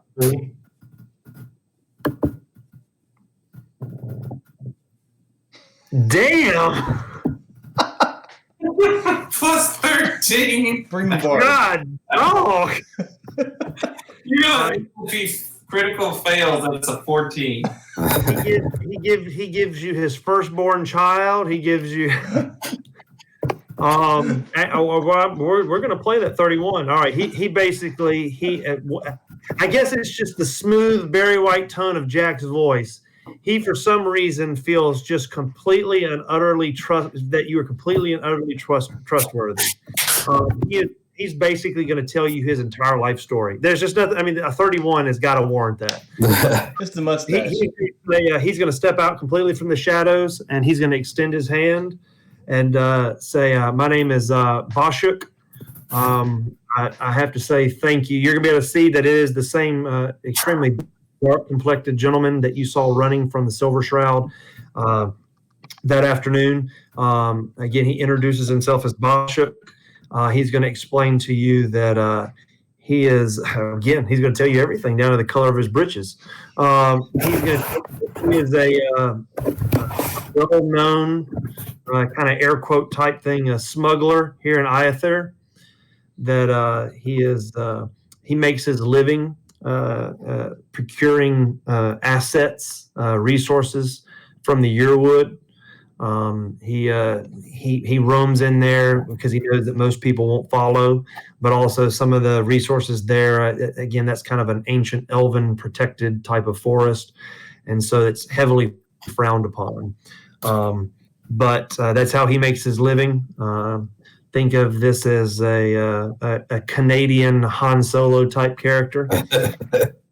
And he's going to let you know that he has been very successful in his smuggling ventures, but he tries to keep a low profile, so he doesn't have a fancy house or anything like that. He actually lives in the slums, and he doesn't spend a lot of time in Iather, but he had come back for a specific reason because there had been reports of attacks, small children and things taken from the slums of Iather near the sewers on the northern part of the slums. And a friend of his had two of her children go missing, and he had kind of come back into the city to help her maybe locate her children. He had kind of ventured down into the sewers to see what he could track and see if he could find any evidence. And he kind of ran into some unsavory creatures or evidence on unsavory creatures that he thinks may have something to do with it originating from the sewers. And so he had actually come back up from the sewers when he had been recognized by the Silver Shroud. Again, he's somewhat well known, and that's why he kind of avoids Iather. And it was just at that moment when he was recognized that he began trying to evade them, and that's when he ran into you all. So you think they're coming from the forest into the city via the sewers? He says he doesn't think that this is tied to the problems. He is aware of the problems I am aware of the problems in the forest, and I believe there are some. I think I've even seen what I believe to be undead. I sure don't get close enough to find that out firsthand, but I do know that the forest is extremely dangerous. But no, this is something different. I don't really know what is causing these missing people, these people to go missing in the slums, especially small children. I don't know if it's just because they are, you know how kids are. Sometimes they find a spot to kind of play hide and go seek in or whatnot. But it's definitely something that's in the sewers, and he kind of explains to you where it's at. And so, since you're on the map, there's a sewer entrance right up here at the very northern part of between the rank and the upper hovel. Says there's a sewer entrance that he's been down a couple different tunnels, and he thinks he has an idea of where the problem lies, but he's just not comfortable going down there all alone to do something like that. It's kind of out of his area of expertise, but that's kind of the background that you get on him, and he thanks you for not only because he kind of hung around just long enough to hear that you gave them the wrong directions to the Silver Shroud, but also making him invisible. And he pulls out a pouch and hands you a pouch of 2,000 gold pieces. Wow. Ivor's right there to hear this, right? Jack's the one that kind of stepped forward, but Ivor's within earshot because he kind of came out of the shadows and met Jack in the street. Ivor So go ahead. I was just going to ask him, has he ever done any smuggling work for the Thurival for Thurival? There you go. He says, he nods and says, yes, I have done that in the past, but that is someone that I choose not to have any business dealings with anymore. Do you, when you smuggled it in, I'm assuming you didn't come in through the front door. Do you know any back entrances into the Thurival estate? Do they have any secret tunnels? He kind of grins and says, oh, absolutely. I hand him his 2,000 gold back and say, draw me a map. Okay. He will draw you a sketch, roughly, under the moonlight of the Thurival estate, and I will get that to you, so that you'll have a rough idea of the layout of the estate.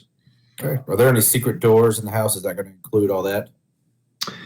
He's going to explain to you that he knows of ways to get onto the property grounds and into the estate itself. But as far as personal or private rooms or secret doors that Thurival may have, he doesn't know the specific locations, but he does know that someone like Thurival has a place or a room like that, because he kind of, in this conversation, he will confirm all the other rumors that you've heard, that this guy has kind of his thumb on everybody, and that he's got to have some type of paperwork or things like that he keeps somewhere on the estate. Okay. What do you smuggle? Oh, he says anything. He says typically out of the yearwood, there are certain types of plants and certain types of trees and lumber that it's illegal. And he kind of grins to what do you call it when you gather Herbalism? Herbalism? Yeah, I mean, yeah, there's things like that are of high value. But again, it's protected. That's an ancient elven forest. There's lots of history and things like that there, and so it's one thing to go in it, but it's another thing to that's the word I was looking for. Harvest certain parts of it, and so but people are willing to pay all over the peninsula a pretty penny for these resources, and so he's kind of made it his business to commandeer that stuff. Okay. Do you have any drugs? He doesn't have any on him. He says that he knows of people that can take some of those resources and turn into some pretty strong, powerful, illicit drugs. Wow, that's not me. It's for a friend. Have you seen any, like when you've been in the Yearwood? Have you seen any encampments, any fortress type places out there? Anything odd? You'll see him kind of think a little bit. And he says, that place is kind of like a living forest, almost a maze. I know my way around certain parts of it, and I will go deeper than most, but I kind of stick to the places that I know. I haven't seen any castles. I mean, it is a very large expanse of forest. I will say that I have had the displeasure of one of my previous ventures into the forest. I was after something of particular note that was deep in the forest that you can't find on the outskirts of it. And I did notice there was a portion of the forest where the sun didn't penetrate, and there was a cave that I did not get a good feeling of. And I also encountered some. Do you know what? Have you ever encountered any type of vegetation that's alive before? Yes. He Sure we have it in a cave. He says that there's some of that. I encountered some of that. That the trees and the limbs themselves kind of seem to come alive and lean, not only lean towards you, but kind of seem to almost advance upon you. And I did not get a closer look at the cave. Hey, what direction was that, generally speaking? He said, I tell you what, let me take y'all to the map. All right, Ithir is right here. Mm-hmm. He said it was during one of his ventures. He had actually it was in the dead center, west of the Sun Glade. He had actually entered through the forest here. Because between here and there, where this area in the middle was where he was looking specifically for what he was looking for, and that was too long of a trek in just straight Yearwood. That would have been too unsafe. So he tried to enter through the shortest point. So he had actually traveled west along the plains and then entered in right around here, and was this was the area in which he encountered the cave. Okay, right in the middle. Yeah, right in the dead center of it. Yeah. Okay. Cool. Yep, that's it for me. He Well, Ivor wants to talk to him for 1 second. okay. How many kids have gone missing? He says if you count the two from my friend, it's hard to tell sometimes whether it's there's a lot of trash and lowlifes in the slums, whether it's kids that just went missing because of residents of the slums.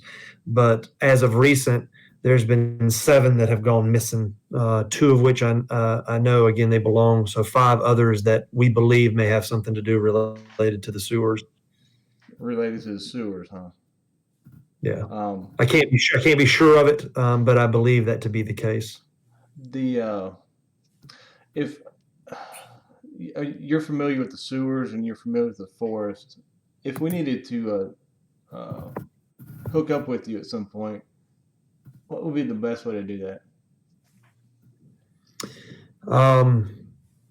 He says he looks at Ivor and he says, "Well, until I'm able to help my friend, as dangerous as it may be to stay here, I plan on staying here. I'm not going anywhere until I'm able to at least give her the good news or the bad news or some type of definitive answer of what happened to her children." So I live in the rank, which is up here. Yeah.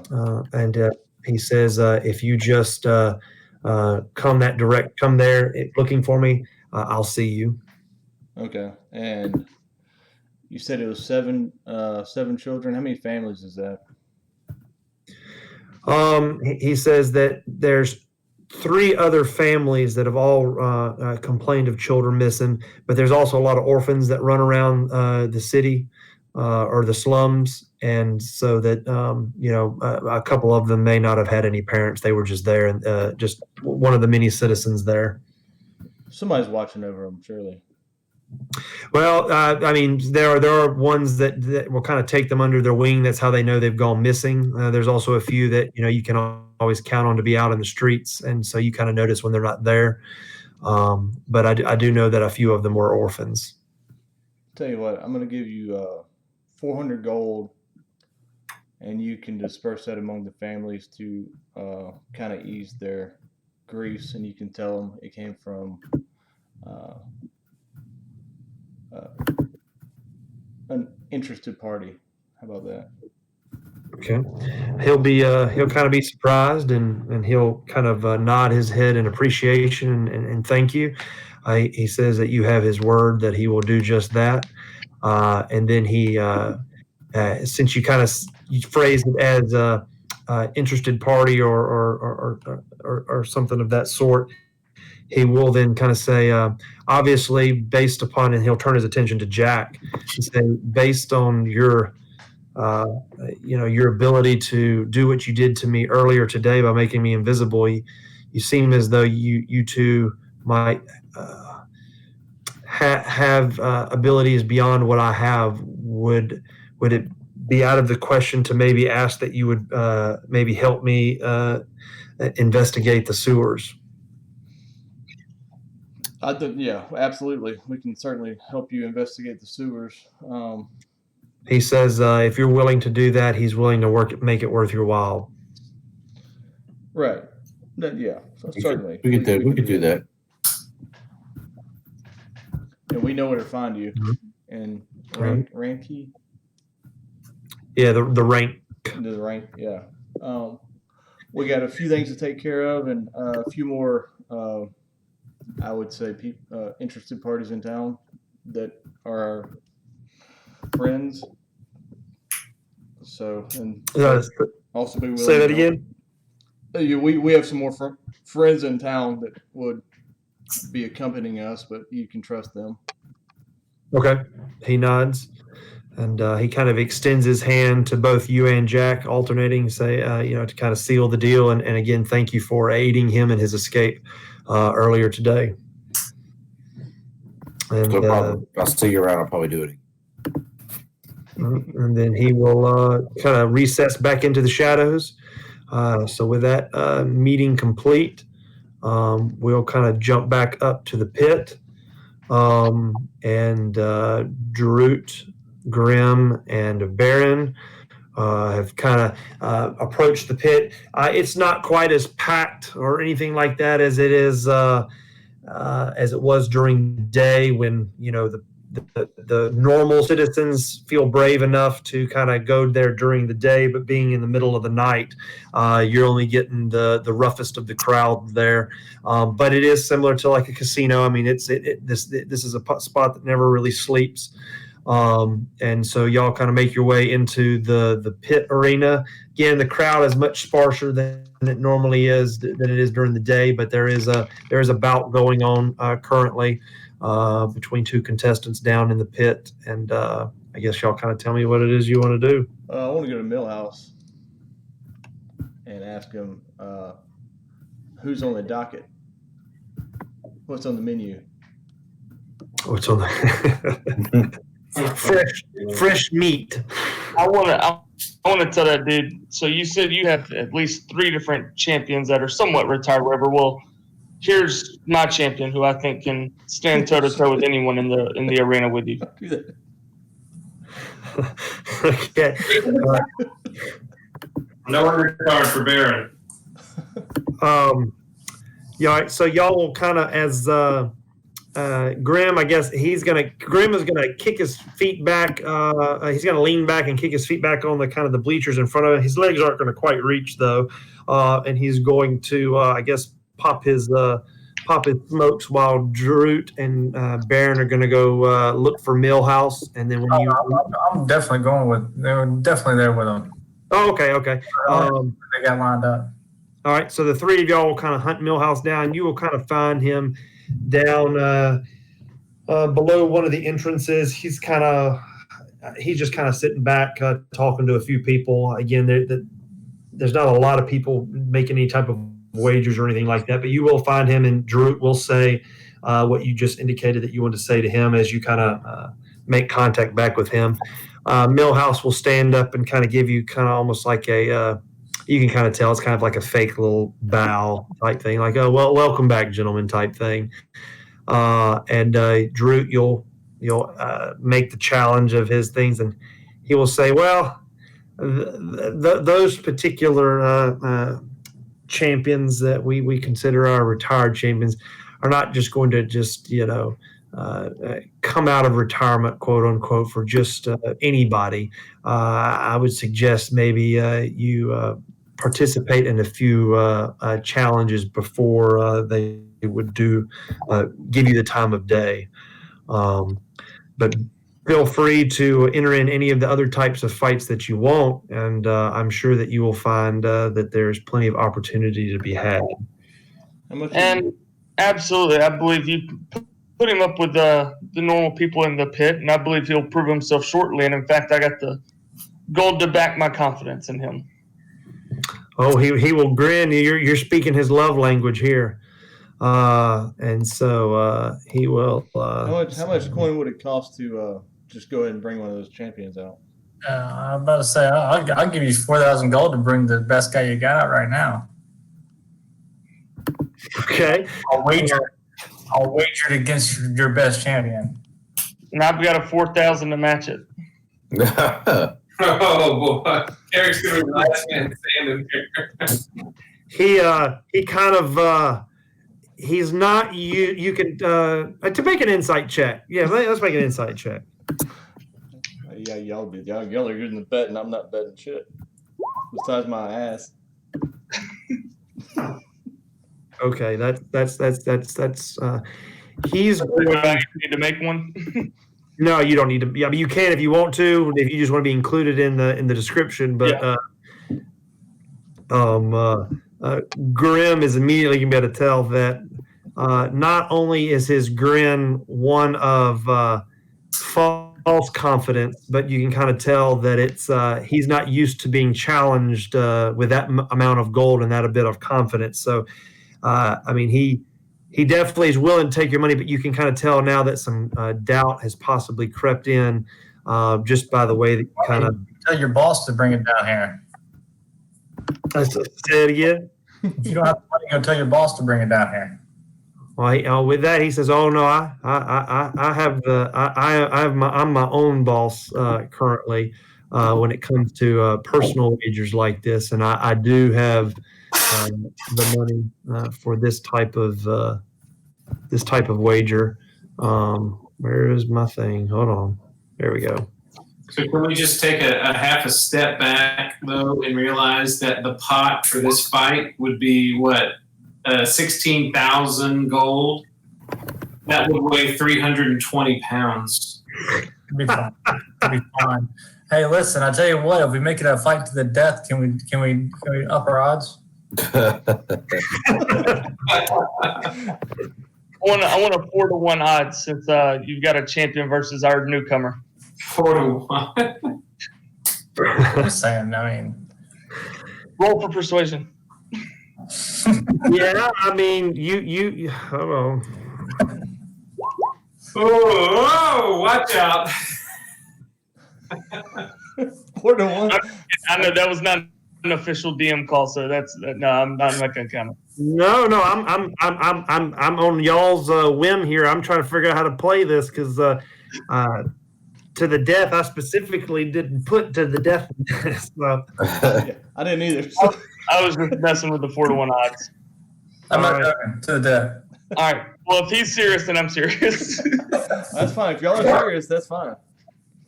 Yeah, let's face it, Drew's not scared of death anymore. Yeah. Well, I'm not fighting. I'm betting on Baron. So you did persuasion. That's against his wisdom. Yeah. Yeah. Oh wow, that was a critical fail. Because he's a give us the money. He doesn't seem very smart. Obviously.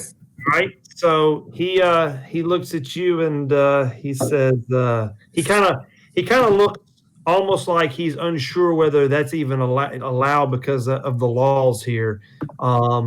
He kind of looks at you and says, we do not do, it's expressly forbidden. That's one of the reasons that the king allows this pit in the first place is as long as it's not to the death. We're under official royal order not to do that. But then again, with that roll, he looks at you and despite the danger of defying the king, Accidents happen. Okay, that's all we got. Accidents happen. You've persuaded him to do that, and he kind of he lets his greed and your persuasion get the best of him, and he says, "Fair enough. We will. I will inform the fighters. I will contact champions and have them report and see if they're willing to fight to the death. It will be you're wagering 8,000." No, we want it tonight, or it's not happening. No, he's going to make it happen. He's going to make it happen. But he said you're wagering 8,000. Did we get those 4-to-1 odds? He says I won't be able to give you the 4-to-1 odds. I do not have the coin to cover that, but I can do the standard double or nothing. I mean, it's a champion versus a newcomer. We can't get 2-to-1 odds. Yeah, double or nothing. That's right. 2-to-1. He says there's on this particular, he just doesn't have the cash to cover that type of bet. Okay.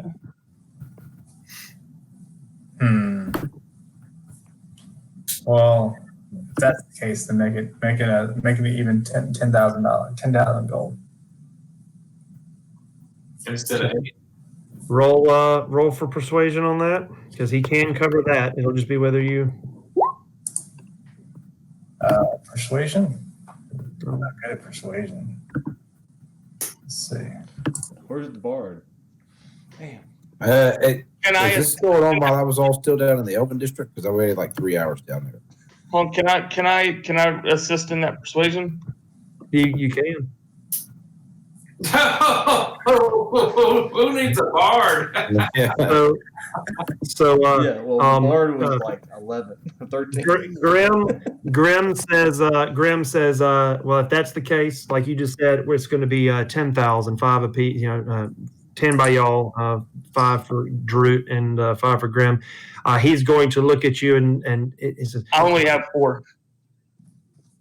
Yeah. oh, then I guess Grim's putting up the other amount, whatever it was, total of 10. He's going to look at Grim and say, I don't think I can do that. But then Droot's going to step in, and Droot is going to assist and basically lay down the law, and you will convince him for a $10,000 wager on y'all's part to be matched as far as double or nothing. So if you win to the death, you take home 20,000 gold pieces.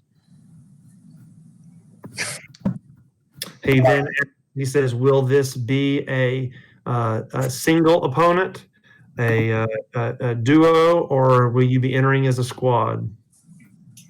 It appears it'll be a single opponent. I'll slap Baron on the back and say to death. Yeah, that's right. Some of you may die, but that's a sacrifice I'm willing to make. What is that from? That's from Shrek. No, that's right. That's right. The Farquaad. All right. So a single opponent.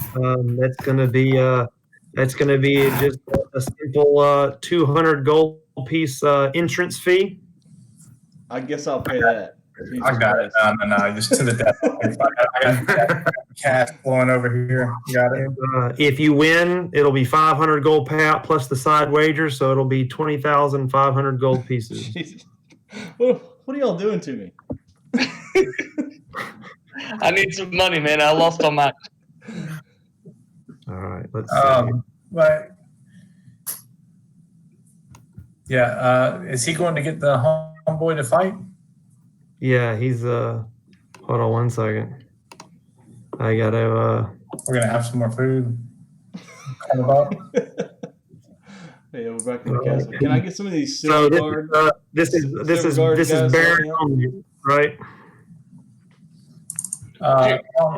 He's going to get homeboy. I'm gonna reach in my pocket and pull out those 2 platinum rings. Okay. And I'm gonna give one of them to Baron. Okay. And I'm gonna put one of them on. And let's see. Oh hell. Okay. I'm gonna touch. Once he has it on, I'm gonna touch his shoulder and just kind of whisper in his ear a little enchantment. Yeah, and Millhouse is not there, so he's not going to see any of this, obviously. So, As he does that, I want to ask him if he has a tiny piece of white cloth. Yeah, I have some white cloth. All right, I'll take that, and then I'm going to cast Aid on Baron as well, so he gets an extra 5 hit points. Is this all going on while I was still down at the Elven District, or am I there for this? This was, they kind of had peeled off while you did that. Okay. So yeah, you and Ivor were down there killing a bunch of time waiting on Bashoot. Okay, fair enough. All right, I don't want to, but I got to go to bed. That's how this turns out. Well, it'll be on the interwebs tomorrow. All right, I'll see y'all later. All right. All right, That's it, Chris. Don't get the HIV. Oh, shoot, they're probably shut down. They closed. They stopped all the elective procedures. Yeah, Surgeon General orders, huh? Yep. They can still do lab work, I guess. They have to. They have to do lab work. So what? Okay, aid is what? J-Mac? It's 5. You got 5 extra hit points. 5 temporary hit points. Okay. Well, Okay. technically they're not temporary; they can be refilled. Like go into your max, you know. Yeah. I got you. Let me update all this because I haven't even done my new level hit points. Math, awesome.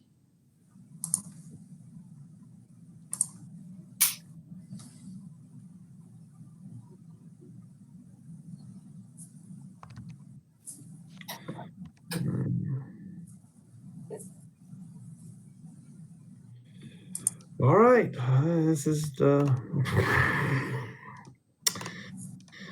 Let me grab him.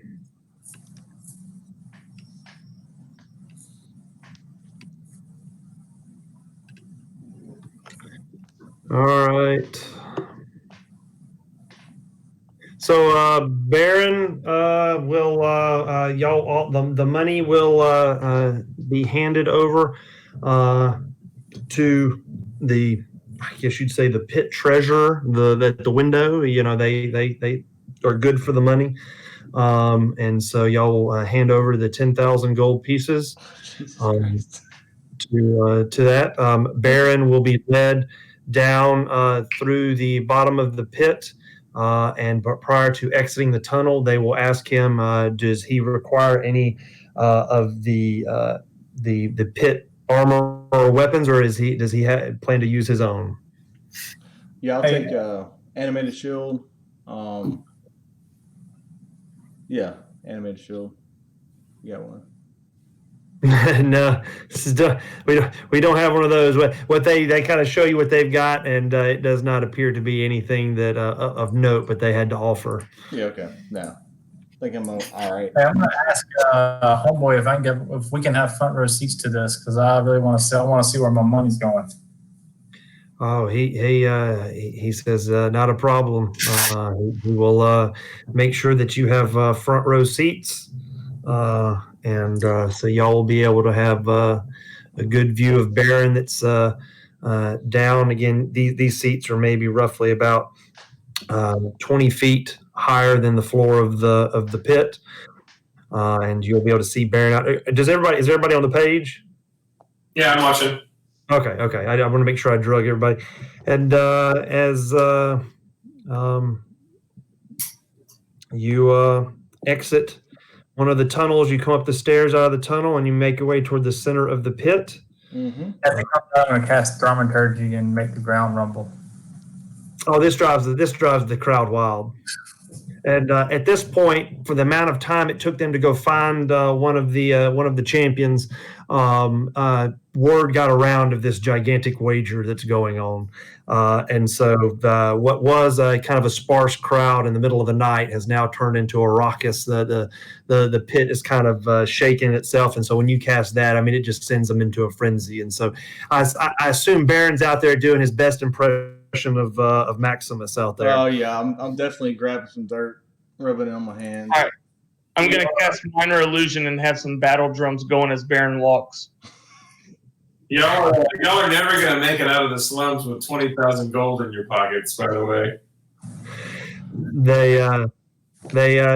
While all this is going on, again, y'all have kind of worked the crowd into a frenzy, and up out of the tunnel on the opposite stairs comes his challenger. Good. Oh, it's a little guy. It's not a little guy. He will make his way opposite this hole that's been dug in the center of the pit, and he will. You'll get a good look at this guy, Baron. He has got an extremely large plated helmet, a large shield, and he's carrying a spear. And he is he's definitely human, but he towers over you. He's roughly about almost 7 feet tall, and is made of nothing but muscle. You can kind of see the hair that's kind of coming out from underneath his helmet. Is kind of grayed a bit, so you can kind of tell that he's, he kind of fits the description of someone you would think that's kind of battle tested and probably definitely retired. But you kind of see him. He kind of bows his head to you, kind of like respect for the match that's about to begin. Hey, as he comes out, can I call for Baron real quick before the fight starts? Sure. Hey, Baron, come here real quick. I want just one more word with you real quick. Yeah, I'll run over there. Whatever. As he does, I just want to reach down and I just want to touch him. I want to lay my hand on him, and then I want to cast guidance. Okay. And for strength checks, for anything related to strength. Okay. And that's what, advantage? I'm gonna give the rest of my beer that Huh? You get an extra D4 with anything related to like a strength check or strength skill check type deal. All right. And as you do that goes off without a hitch.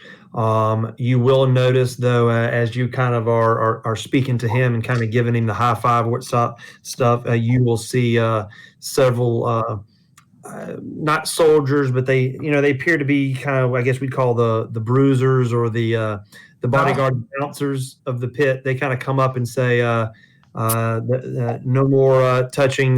We have to ensure there's no magic cast, and you can kind of tell they're keeping an eye on you all, but they kind of give you instructions that you kind of have to stay in your seats. Say absolutely, but I also want to look real quick for the dude that runs the pit, and I want to keep my eyes on him. Okay, fair enough. All right, y'all are roughly here, okay, on the front row, and Millhouse is kind of opposite over here. All right, I definitely want to keep my eyes on him. Okay, and I'll tell you what, just there we go. All right. So with that,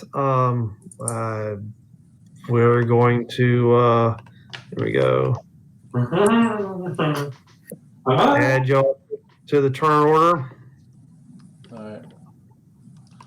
I'm going to be super excited if Lions on Chains come out of the ground. That's what I was thinking too. I really thought about making a lion sound.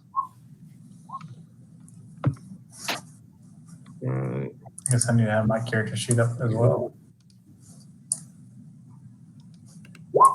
What? All right.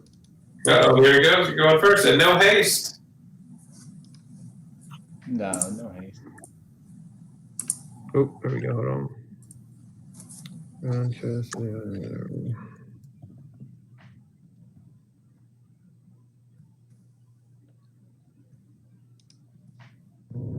Here.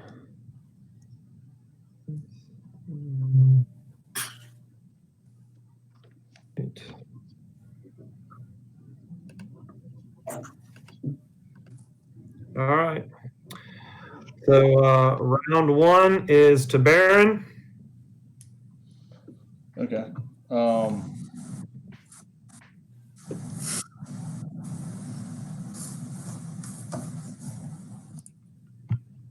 Let's see.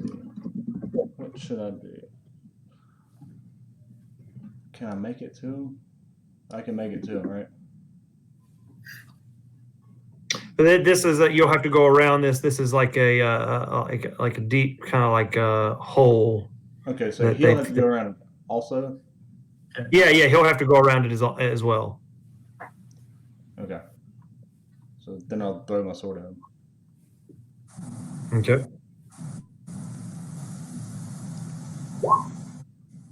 Nice. All right. I need to make a strength check. That will make contact. And that is, let's see, 16 and 11, so 27.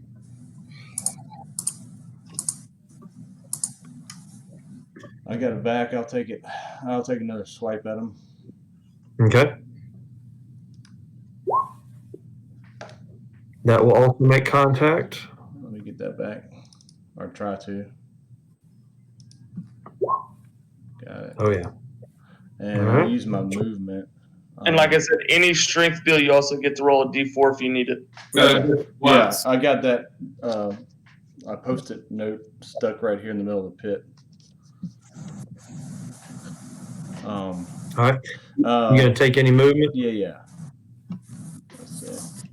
to actually move the post-it note so I can measure some stuff.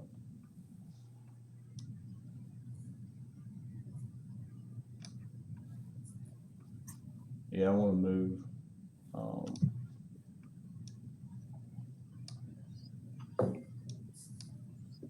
Well, hang on. Alt. Right there. Okay. All right. It'll be his turn. Here we go. So here. 5, 10, 15, 20, 25, 30. All right. And with that,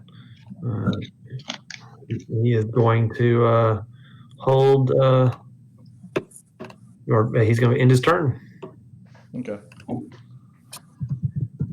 right, next round. And that's me, right? There's nobody else entering yet. No, there's nobody else in here. Okay. Okay. I wanted to. I'll go 5, 10. Am I in melee with him? Yeah, you are now in melee with him. Okay. I want to use my action to push him into the pit. Okay.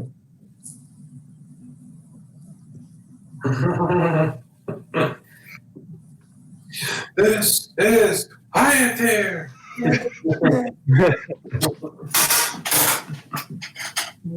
All right.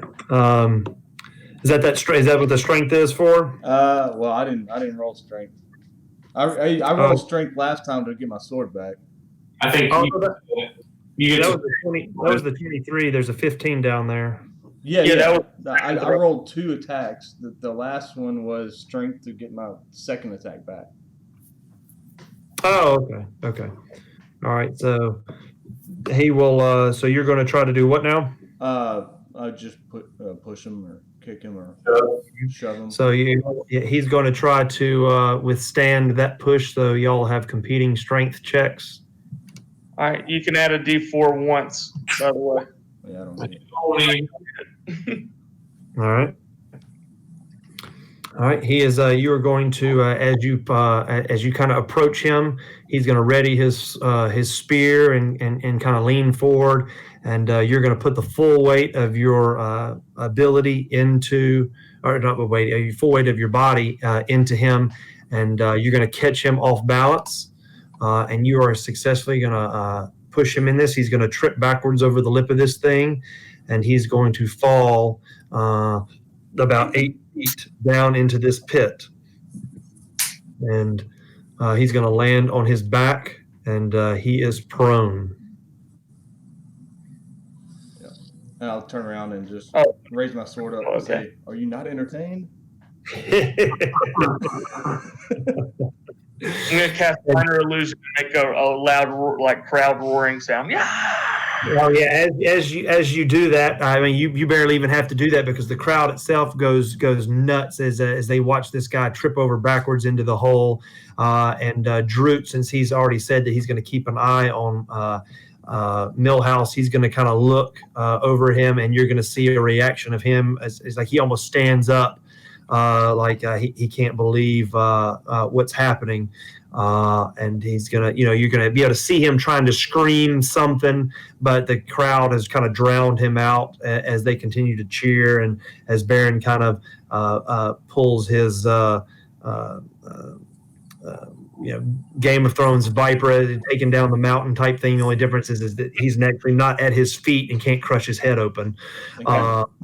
And so with that, are you going to take any additional movement or do anything else?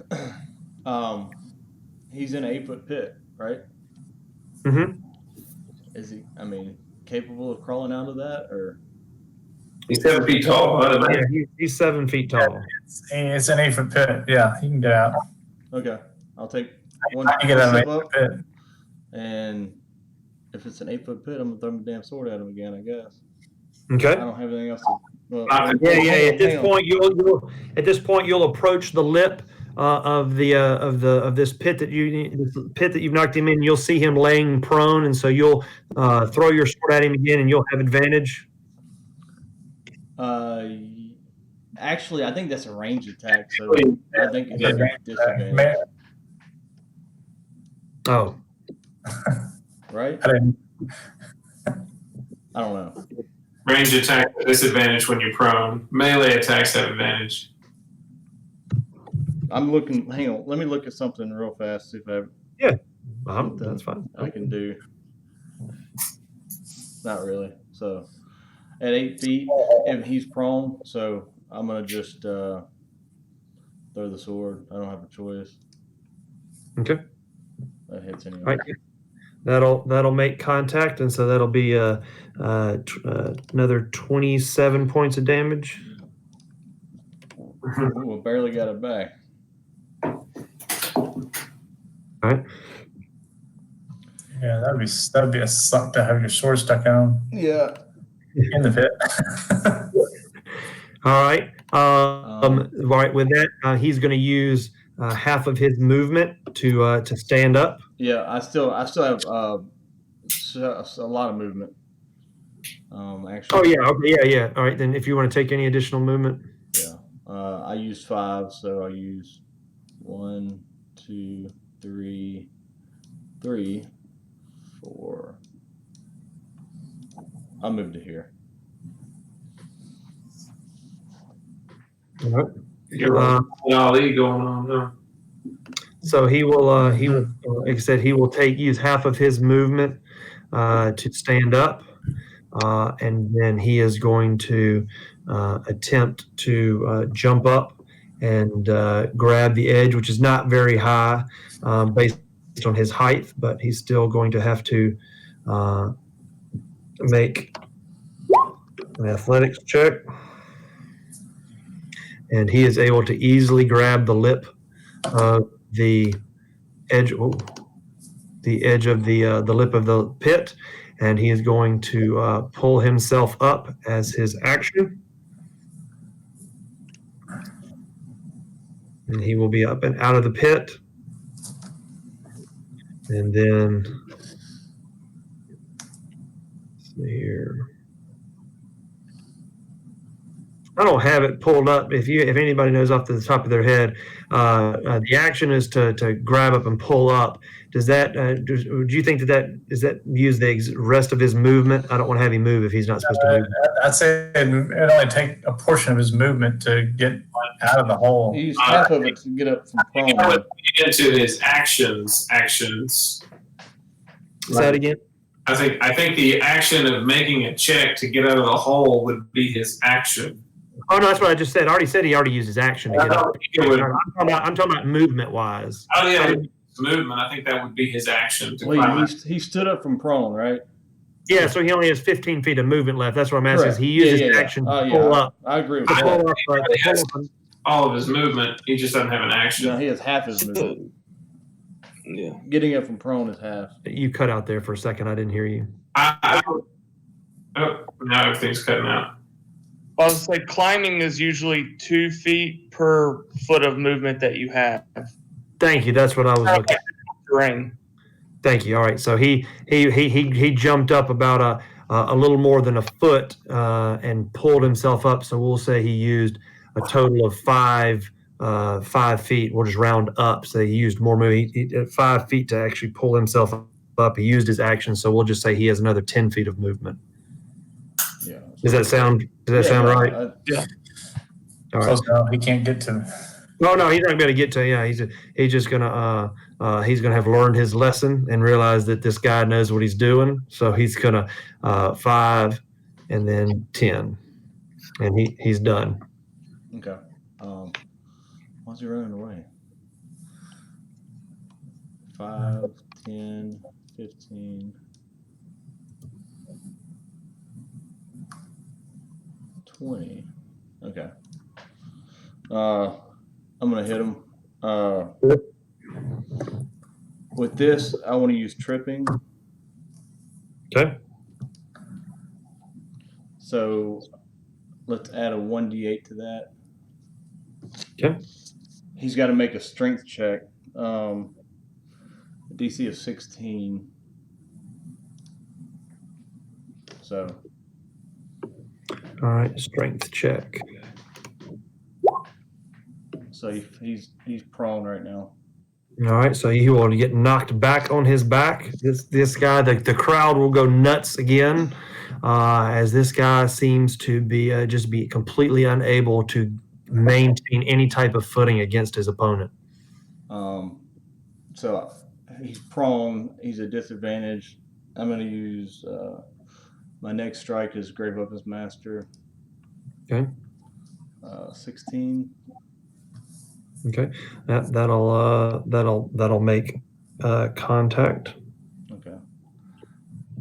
I'll use Action Surge and All right. 2 more times All right. with advantage.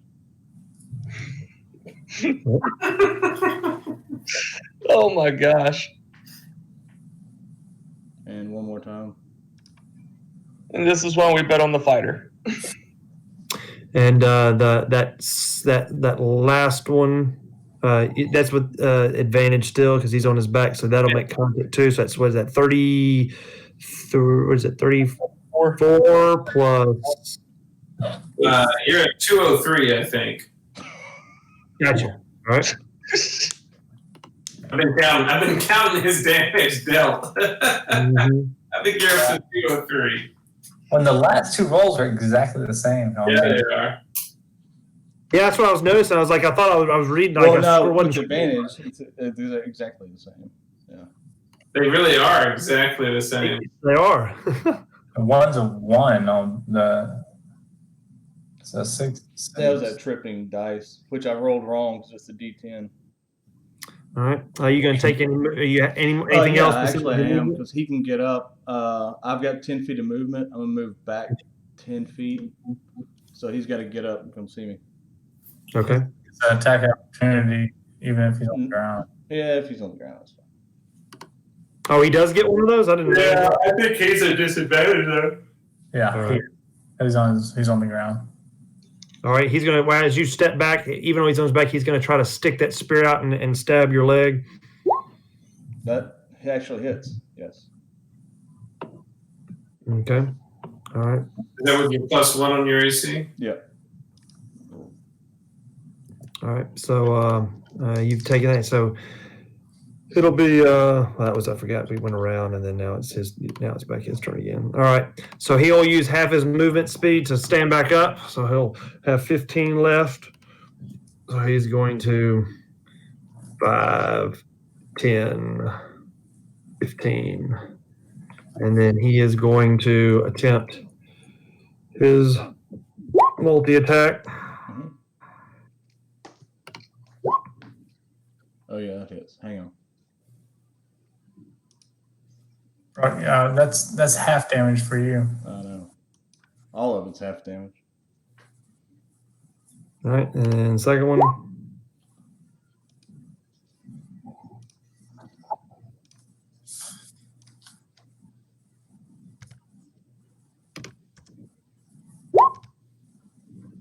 I think the third one Yeah, the misses. third one misses. So 59 halved. 29. Yeah. I'm sussing through it. I was. All right, and he is done. Okay.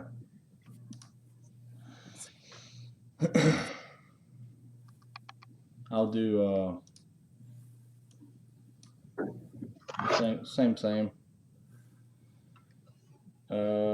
This will be tripping right here. Okay. That probably didn't hit. No, it does not. Okay. I'm gonna do tripping again. Okay. 16. All right. Tie goes to the runner, but he is going to, as you swing that sword, he is going to parry that attack. Okay. And he's going to add 3 to his AC to avoid that. Okay. Let's see. 1, 2, 3, 4, 5, 6. 5, 10, 15, 20, 25, 30. I'm going to move here, but what I'm going to do is use evasive footwork, Okay. which, let me see, he can use an opportunity attack against me, Okay. but I'm adding 3 to my AC. Okay. All right. So it's going to be like, yeah. He's going to completely whiff on that one. All right. Is that it for the turn? Yeah, that's all I got. All right. And then he will for the first time feel like he has some type of confidence because he didn't start the round on his butt or the turn on his butt. Since there's only 2 of you, I hadn't been worried about the turn order, but I guess right, you came back around and asked his turn again. All right, so 5. Oh, where's it? There you go. 5. Why is it not moving? Move. 5, 10, 15, 20, 25. All right. He is going to, he is then at this point going to try a shield bash. Yeah, that hits. All right. So Successful hit. You'll take 13 points half of 13, and then you need to make a DC 15 strength save. But you have advantage on that. Isn't that right, Drew? yeah. Well, no, he gets to roll an extra D4 one time. Okay. So DC you of 15 strength. So check. Yeah, half of 13 damage, and then you got to beat a DC 15 strength. Yeah, I got the damage now. Okay, gotcha. All right. So he is going to try to repay the favor and knock you prone, but you do a much better job of keeping your footing than he has done thus far, and so you were able to sidestep, maintain your weight distribution, your balance as he bashes you with the shield. So while you do take a little bit of damage, you do stay on your feet, and it is your turn. Okay. Round 5. Cool. At this point, as their champion has now kind of gotten back into the fight, the crowd is kind of reaching a fever pitch. This is something that you can tell that they were excited to see. Jarut had kind of during all this has kind of looked at Millhouse, who's now kind of sat down, and he doesn't look like he's confident, but he doesn't look quite as scared at this point, and that's kind of what Jarut sees. Okay, I'm gonna go 1, 2 there. Go, hey, half work. If this continues much longer, I might need some help. Yeah, I got you. How about I'm gonna hit him with the great sword. He's just holding a spear and a shield. Yeah, he's got a a spear and a shield. Okay.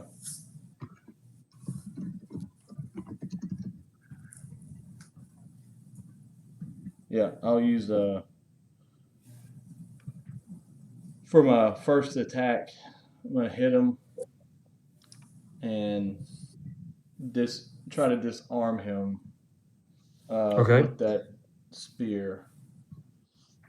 All right. Yeah, the attack was successful, so that'll be 19 points of damage. Let me subtract that before we. That's an add a D10 to that, so add a 7 to that. Oh, I mean that's okay. So let's see here. Yeah, I know. We'll take this one thing at a time. As you cut into him with that sword, you notice that the few swings and hits that you've taken thus far, while they've all drawn blood, this one appears to kind of be a darker blood that kind of seems to be oozing out from underneath parts of his shoulder armor and things like that. And he's beginning to show signs of wear. 230 points in. Okay. I'm gonna hit him again. Just normal attack. Okay. That will make contact, and that's another. Was that 39? No, 29. 29. 259-ish.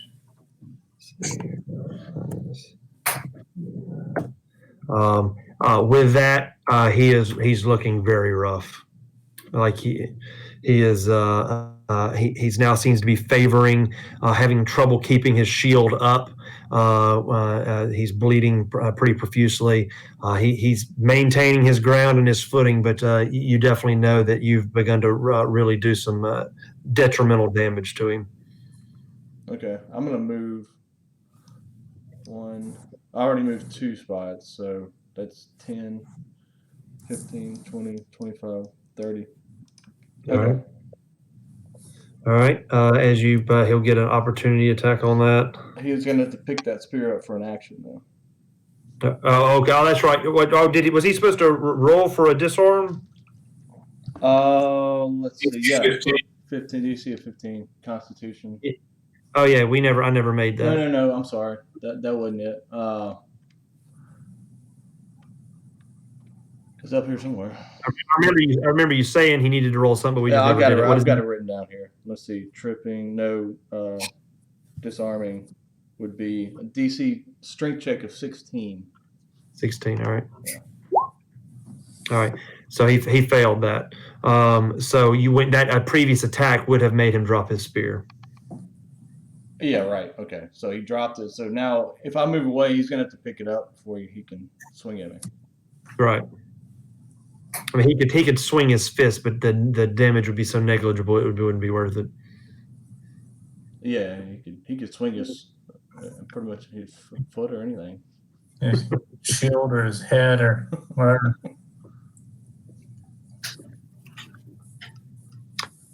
Well, I guess he could do that. That makes sense. Yeah. I mean, Shield bash. Didn't you already do a shield bash?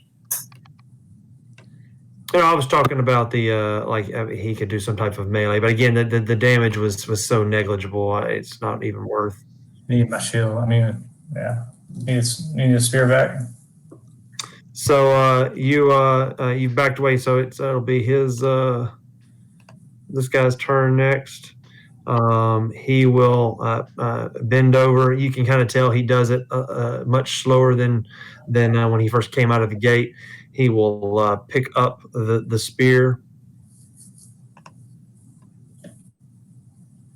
and he will kind of position himself this way, and he will end his turn there. Okay. And you can kind of tell that he's kind of swaying back and forth. He's just gonna stand there. Okay.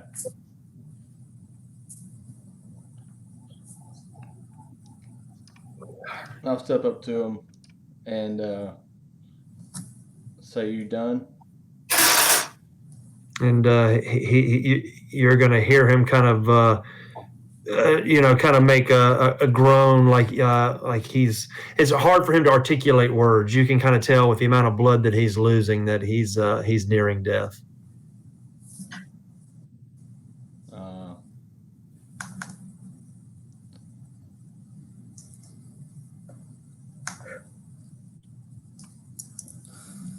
I'll walk away, see if he falls over.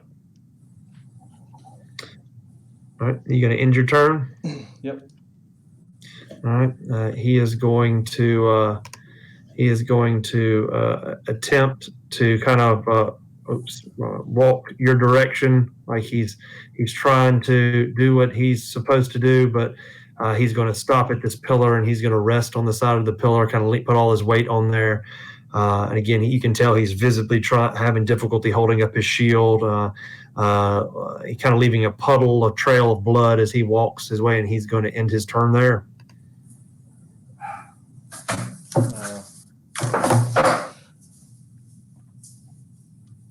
I'll look at Millhouse and say, "Are we done yet?"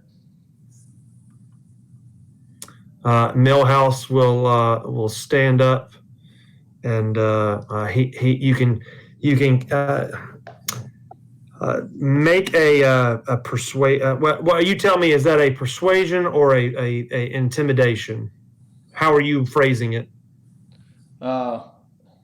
I mean, obviously, I don't want to kill the guy, so I guess persuasion. But if I have to kill him, the dude is gonna die. No, that's fine. That's why I wanted to make sure that however you're phrasing it, right? So, if it's for persuasion, then roll against his wisdom. All right. Probably not good. I haven't seen it yet. What is it? It's right above yours. He rolled a 16. Okay. You're going to see that with him when you say that. He will see or hear by the tone in which you phrased it, the persuasion that you are hesitating to kill him based on the way that, again, you phrase it as a persuasion instead of an intimidation. And so being the type of person he is, his retort or rebuttal to that is he hopes or sees, hopefully, as this as a sign of weakness that he would escape a potential payout here. And he says, since you didn't succeed on the persuasion, no death, no money. All right. You chose. You'll hear me tell you chose the terms. I'm gonna put my sword behind my back and walk over to this fellow. I don't know his name, and take out my dagger and push it into his throat. Okay. Make an attack roll. I don't have an attack roll for a dagger. I don't know what. Daggers are their dex or strength. I think they're finesse weapons you could pick. Plus your proficiency, plus whatever you roll. Okay, I'm gonna roll a d10. That might cover it. Okay. All right. Yeah, he is. His guard is down, and so I'm doing that against a difficulty class instead because he's not at normal fighting capacity. He is going to kind of look up as you approach, exposing his neck, and you will jam the dagger into his throat. You can just barely see his eyes through his helmet, and you will see a mixture of both pain but relief as you kind of put him out of his misery. And as you do that, you'll turn, and both you and Jarut, who's been keeping an eye on Millhouse this entire time, you're going to see a look of sheer hatred and almost mortification that he was not successful in goading you into sparing the guy's life. And you will immediately see him kind of tear off out of the bleachers and down the steps. He's leaving. Yeah. Oh, I'm chasing after him. Okay. All right. Do me a favor, Jarut. Make a. Hold on one second. Let me pull up. I got some words for this dude too when I catch him. I'm not sparing this dude's life. I mean, it was a battle to the death. That's Battle to the death, and it was your idea. It wasn't my idea, but I mean, he had a chance to spare him and honor the bet. All right. Go ahead and roll your athletics as you try to catch up to him. Oh yeah.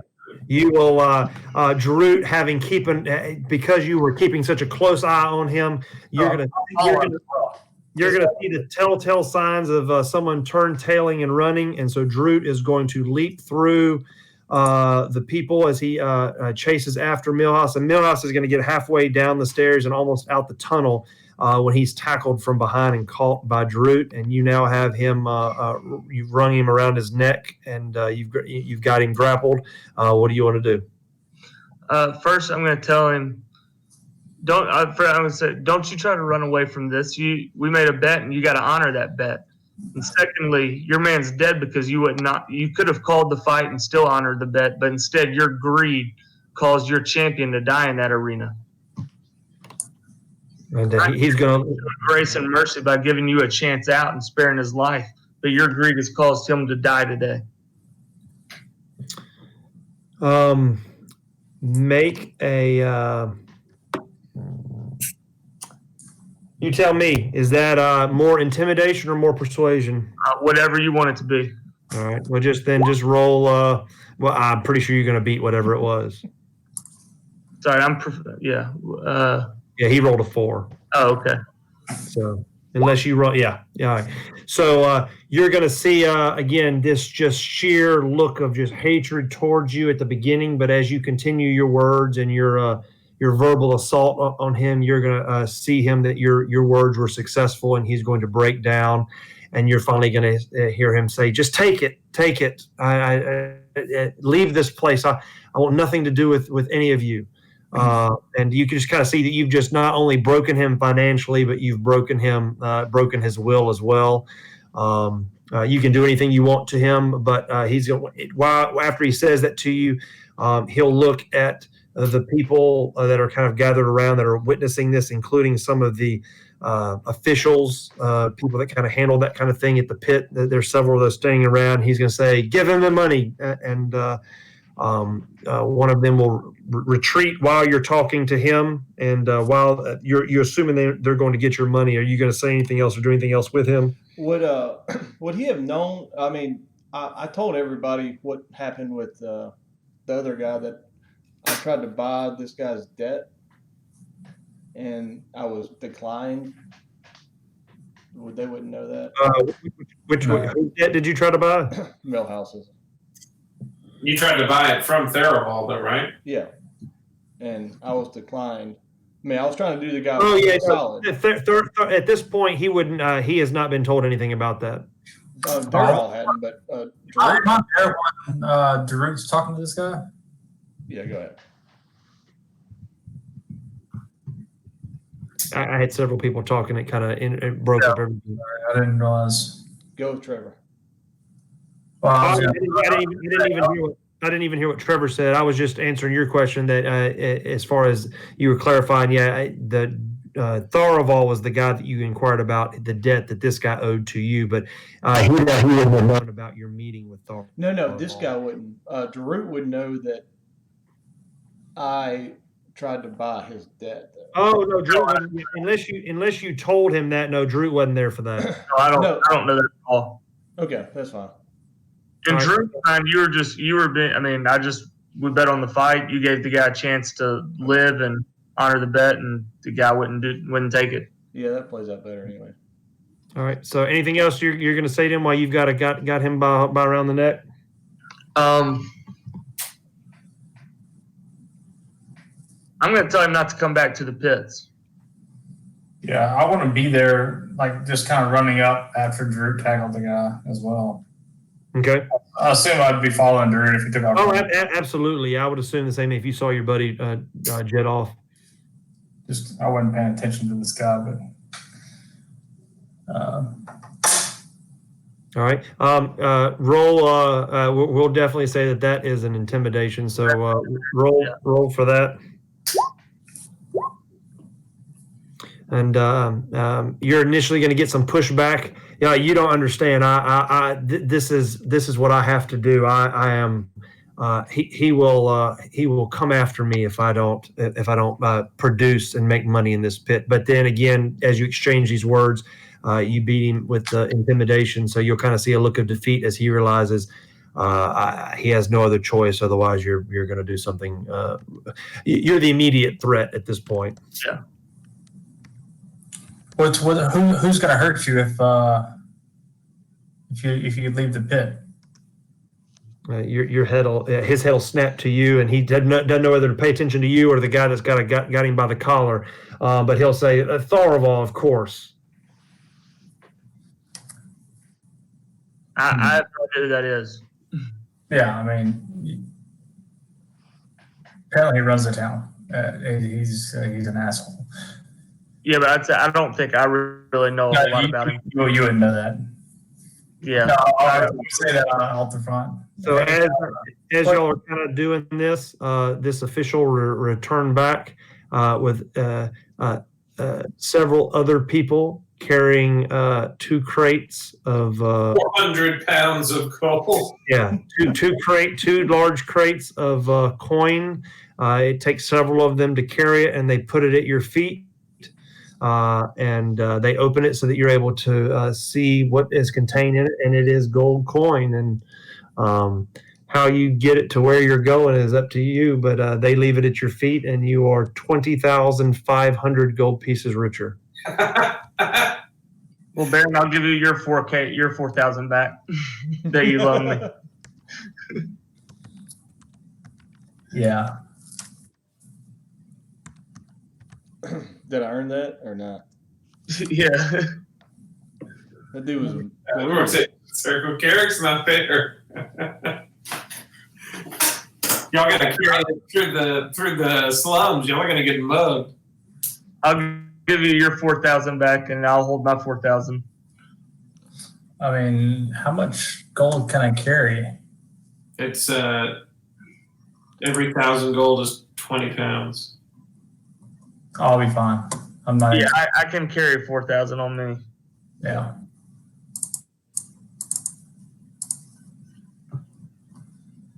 Let me see. I'll go ahead and just put it in my character sheet for a second. I'm going to tell the homeboy that owns the pit, listen, we got all this gold here. Your gold, most of it. Are you in debt to this Theraval or whatever his name is? He looks at you and says, "No, I'm not in debt anymore. I'm dead." What if you were dead? I'm telling you, I'm dead. The moment he finds out that I lost 20,000 gold pieces, my life is forfeit. What if you put up a really good fight right here and you died in the street? Say that again. What do you mean? What if it looked like you put up a really good fight right here and you died in the street and he didn't think you were alive anymore? Would that help you out? He kind of, you can kind of tell that he's perplexed or confused as to at this statement. What do you mean? He'll kind of stutter that out as well. Are you now offering to help me? I mean, can you help us? You have all my gold. I don't know much else I can help you with. What do you know about Therafall's estate? Have you been there? Do you know the layout? Yes, I have been there numerous times.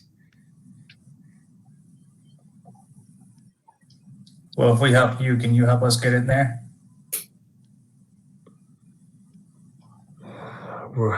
How do you propose to hide me from this man? You're gonna die on the street right now. I love it. Grim is so dark.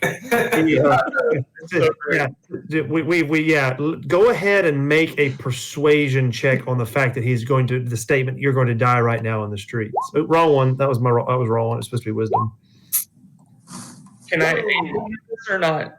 All right. Yeah, you'll need some help because when you say that, he goes, I think you don't understand. I don't want to die. I don't think you understand. You're not going to die. It's going to be the appearance of you being dead. And Hey, we're both trying to convince this guy. Y'all just need to stab him. I'm gonna tell him I'm gonna drop my sword at his feet and say, "Swing this at me."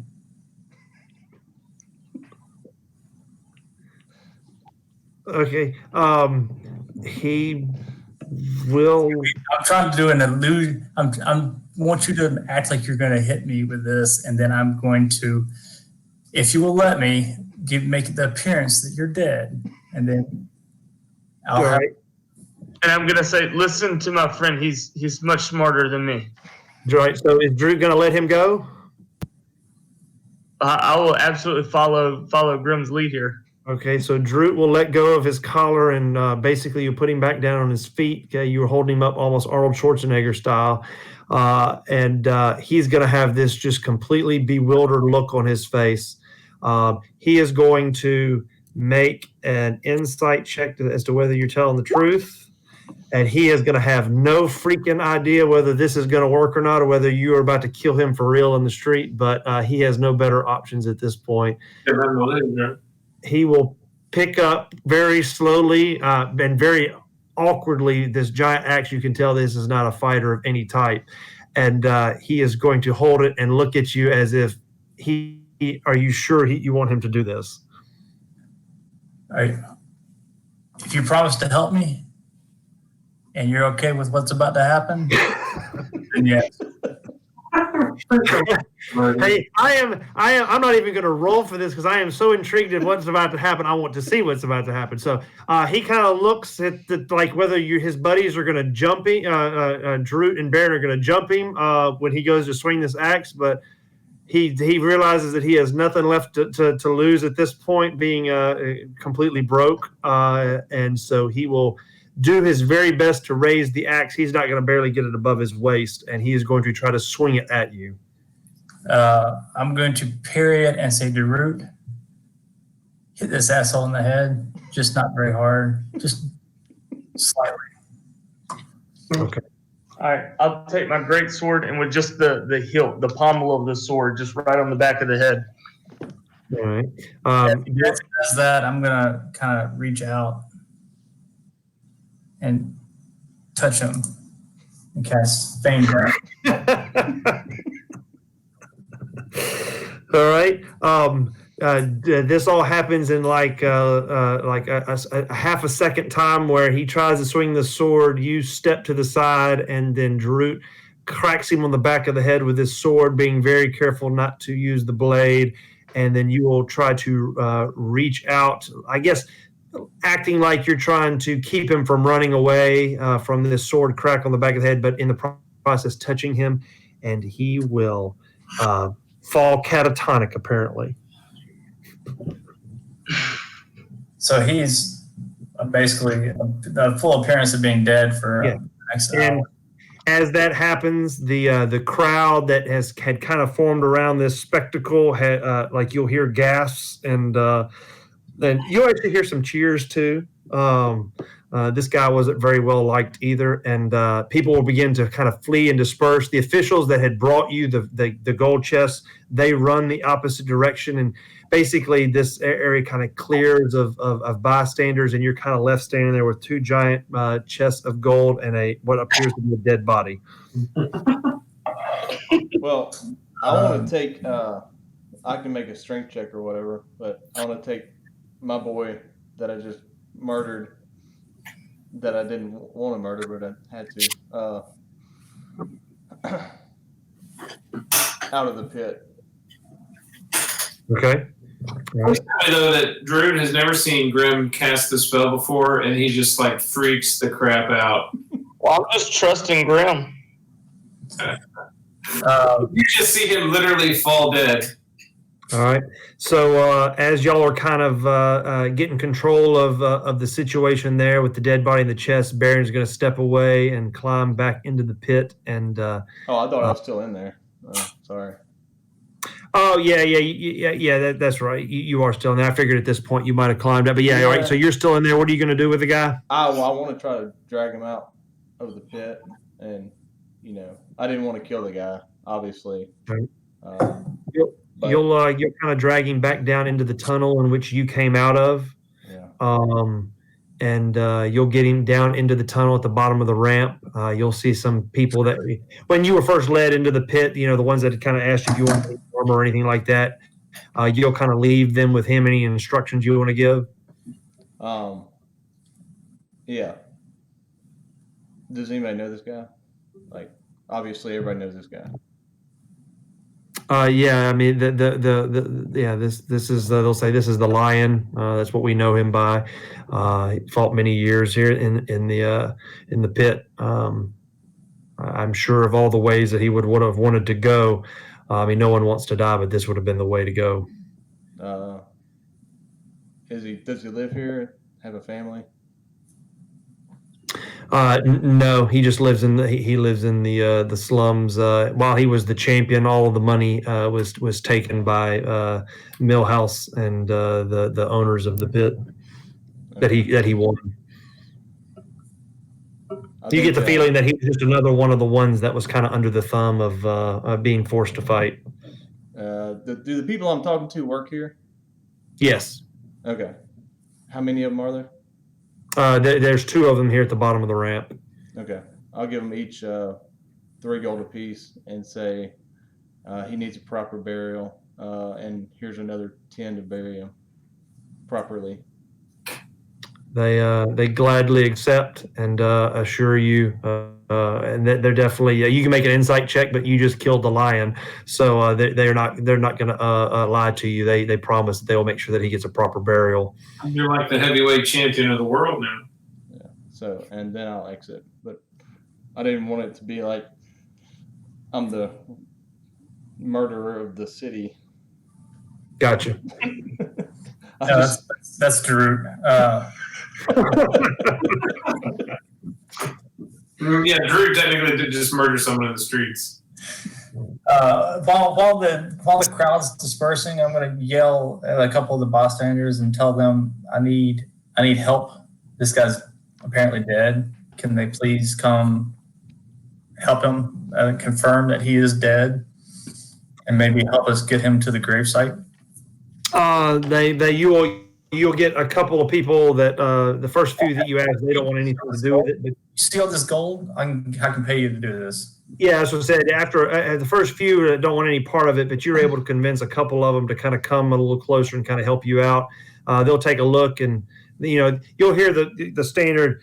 You killed Millhouse. No, my half-orc beast friend here killed Millhouse. I did not. I hit him with pommel. It's not the sharp end. I mean, look of course, again, these statements are like shocked that they can't believe that y'all did this, but at the same time, you don't really get the feeling like they're sad that you did this.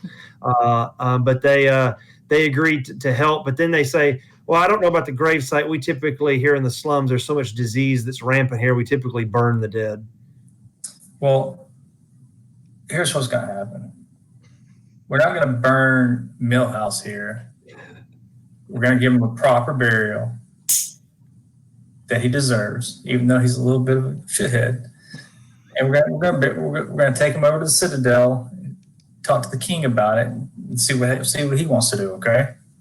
And they say, well, sir, he deserves worse than the bonfire, but you're the one paying the gold, so we'll do whatever you ask. Well, I like your attitude. You might get an extra copper for that. So that they will grab the lifeless body of Millhouse. They don't take a lot of care in doing it because they think he's dead. So they're kind of dragging him by the boot heels, his head bumping along the dirt rock as they kind of drag him out and say, "You want him delivered where near the Citadel? We're really not allowed close to anywhere to the Citadel." Yeah, I'll go with you. Just to make sure y'all don't mess this up.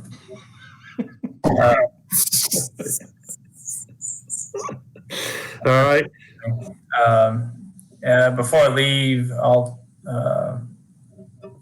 look at the route and say, "Hey, can you just watch the gold and not kill anybody else, man?" I didn't try to kill this guy. I was trying to be gentle. I told you, knock him out. And for the record, let's paint this picture here for a second, okay? While they do not like Millhouse, and you get no feeling of ill will that he's dead. They are not used to seeing half orc people in there, and so you can imagine mob mentality when you say that. They're like, "Yeah, get out of here, you know, whatever euphemism or derogatory term." Your main jam. I'm Frankenstein's right now. Yeah. You're wearing Crest of the King, so really, what do they got to say? Well, I don't know. Is he displaying this? Because I thought Carrick had given everybody the instruction to hide it. We're not displaying it right now. Last time, let's not do that. No, I'm just. No. This isn't like a hostile crowd, but again, you just can kind of imagine, like, they've seen somebody killed and they see this kind of weird creature they're not used to seeing, so they're not turning on him, but you kind of hear some dispersions and shouting. Have I made my way out there yet or not? Yeah, you've given the instructions to the guys, and so you've actually made your way back up out of the lower part of the pit staging area, and you're now back. And you've located them in the box, the chests of gold. Okay. Well, I'm literally just gonna go sit on it. Okay. Like Millhouse? Huh? On Millhouse? No, on the gold box. Oh, okay. Because at this point, I don't think you would know that they. So you would probably just see that it looks like they killed Millhouse. Okay, that's fine. And I was like, Drode's not worried about the crowd, but more Grimm's barbs that he just killed that guy. He's just internally conflicted now, going, I really was just trying to knock him out, man. I didn't mean to kill the guy. It's okay, dude. It's gonna be okay. Once we get this out buried. No. Baron really needs to turn to Drew and say, "Man, you came back a different person." And I like it. Anyway, I'm just trying to keep the illusion. I'm trying to just keep the illusion that he just got killed. I'm not trying to make Drew feel bad, but I don't want to. I want the general populace to think Millhouse is dead. Yeah. Oh yeah, you have thoroughly convinced them that he's dead and that they're dragging his. Again, they feel like they're dragging somebody that doesn't deserve it, but dragging him wherever you tell him to, because you're. I'll follow him over to the front courtyard or the gate of the Citadel and say, just leave his ass here. Okay. I'll figure out where we're gonna properly inter this guy. All right. You'll follow them out and kind of help them get that there. The other three of y'all, or not the three of y'all, two of y'all, gold. What are y'all doing? I guess I can find a route with the sending zone or sending badge. Or the gold. Well, yeah, I'm by the gold. Yeah. Y'all are now. Graham has kind of walked off with the dead body, and so the two of y'all are kind of standing in front of these two I'll giant. be covered in blood, apparently, and I'm just gonna sit on the box and ask somebody for a cigarette. All right. Action. Assuming nobody wants to try to take the gold from me. No, nobody's gonna approach you again. You just you're now one of the other remaining champions in the pit, and so no one's gonna approach you. I assume y'all are gonna get the gold back by some means or another. Yeah, it'll be coming back. Hey, guys. With that not concluded, I've got a 12-hour shift tomorrow. I'm going to have to go get some sleep. Yeah. Yep. All right. Y'all have a good one. So we'll say by the hardest, although it would be fun to try to role play y'all carrying two large chests of gold back through the slums in the middle of the night. The best time of day. Yeah. We'll say Baron's reputation now precedes him in the slums. Yeah, we'll say by the hardest. You might have met some riffraff along the way that thought it was a good idea to kind of stop y'all, but y'all would have easily taken care of that at this point. It would be nothing but drunks and the occasional ruffian. So y'all get the chests back to the Citadel. It's at this point, it's probably with all the theatrics that's gone on. It's probably roughly about 2:30 in the morning at this point, and y'all are able to get not only to your suites but the gold chests up, and we'll see. You walk in and they're not used to people coming in and out of the Citadel at 2:30 in the morning. So some of the guards will kind of give you looks, and Konak will come down and say, "Oh my, y'all have been busy this evening," and they said, "Would you like us to secure the gold in our vaults, or will you be keeping it in your own rooms?" I want you to secure the gold in your vaults, and I want this asshole in your best holding cell. Sir, I know he's dead. He's dead. I know. It's But you see this look of just utter befuddlement from Connacht, who, again, utmost respect for you, but y'all have kind of become y'all are an unplanned variable in the daily lives of the people in the Citadel, and this is becoming a strange behavior. So you would like me to lock up a dead body? Listen, you have an undead king. Let's not act. He kind of grins. Whatever the D&D vernacular of touche would be uttered by Konak, and he says, he kind of almost exasperated us. Says, "Okay, as you wish, sir." And he snaps, and some of the Silver Shroud will grab the dead body by the ankles and drag him down to the prison. Careful with his head, okay? He might wake up in a couple hours, and then we need to get some information out of the noggin. All right. He nods, and as they walk off, Konak will kind of walk alongside the guards. But you will hear him say to one of the Silver Shroud guards, "I swear they must have been drinking some of Freya's ale." Yeah. Oh, that's not good. That's highly likely. And so y'all get so Millhouse's quote unquote dead body will be locked in one of the holding cells at the bottom of the Citadel. The money will be put in the vault, I assume, at that point, unless there's anything else housekeeping you want to take care of. We don't have access to the vault, do we? No. Yeah, so I don't think that's a good idea. I mean, you have access in that the money is, Carrick is the prince, but as far as just coming and going in and out, it's probably safe there, right? Okay. Plus, what are we going to carry it around? No, I mean, we can put it in our room for tonight and then make plans for it tomorrow when Carrick's around. Oh, that's true. Put it in Baron's room for tonight. Okay. All right.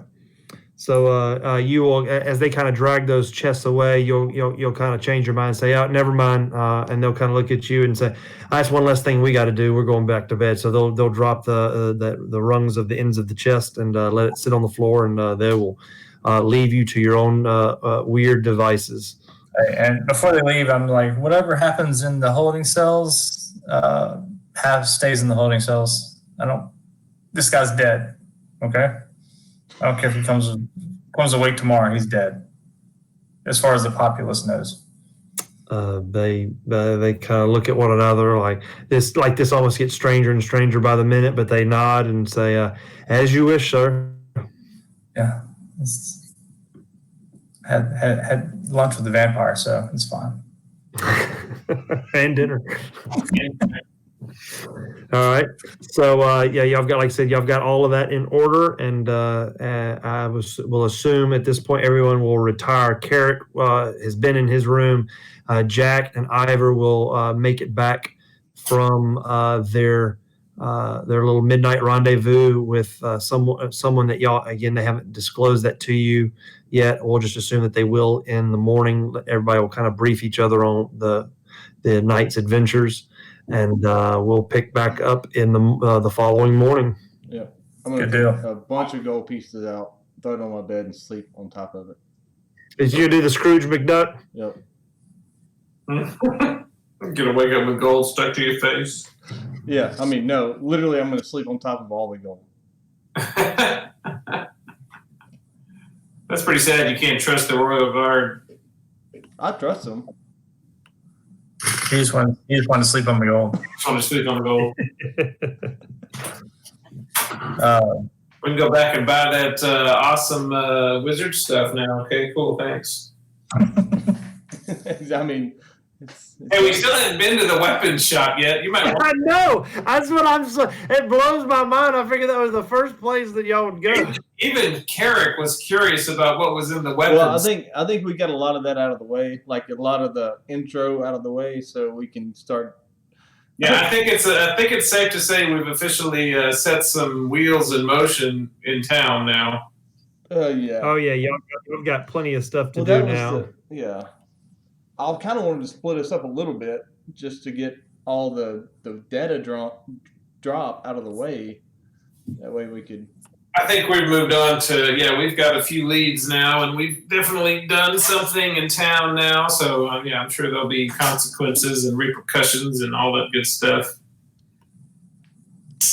Well, We've got more things we can do. But, I think the weapon shop is probably the last bit of shopping we want to do. well, Drew's got all the gold he needs now. Well, he's got like $5,000, right? I'm giving him my portion or whatever he needs to go buy armor and whatever. So he bet my $4,000. Like he bet most of my money on my fight. Right, and then he lied about having the other grand. So I was like, oh my god, yeah, he was lying completely about how much money he had. So you ended up with $6,000 in profit. No, I lied about how much I had too. I could not have covered the bet if it came down to losing. Y'all should have taken Carrick with you, Mr. Moneybags. I could have covered that bet by myself. Yeah, I mean, I could have covered, well, not all the bet, but some of it. Because it's all my money. But nobody asked me to bet, so. Clearly, Baron is now the tank, and the next gladiator you face will have 1,000 hit points. I mean, I'm not even a tank. That's the thing. Y'all have as many hit points as I do. No, it's just he can deal. Yeah, but you did like 50 plus several rounds.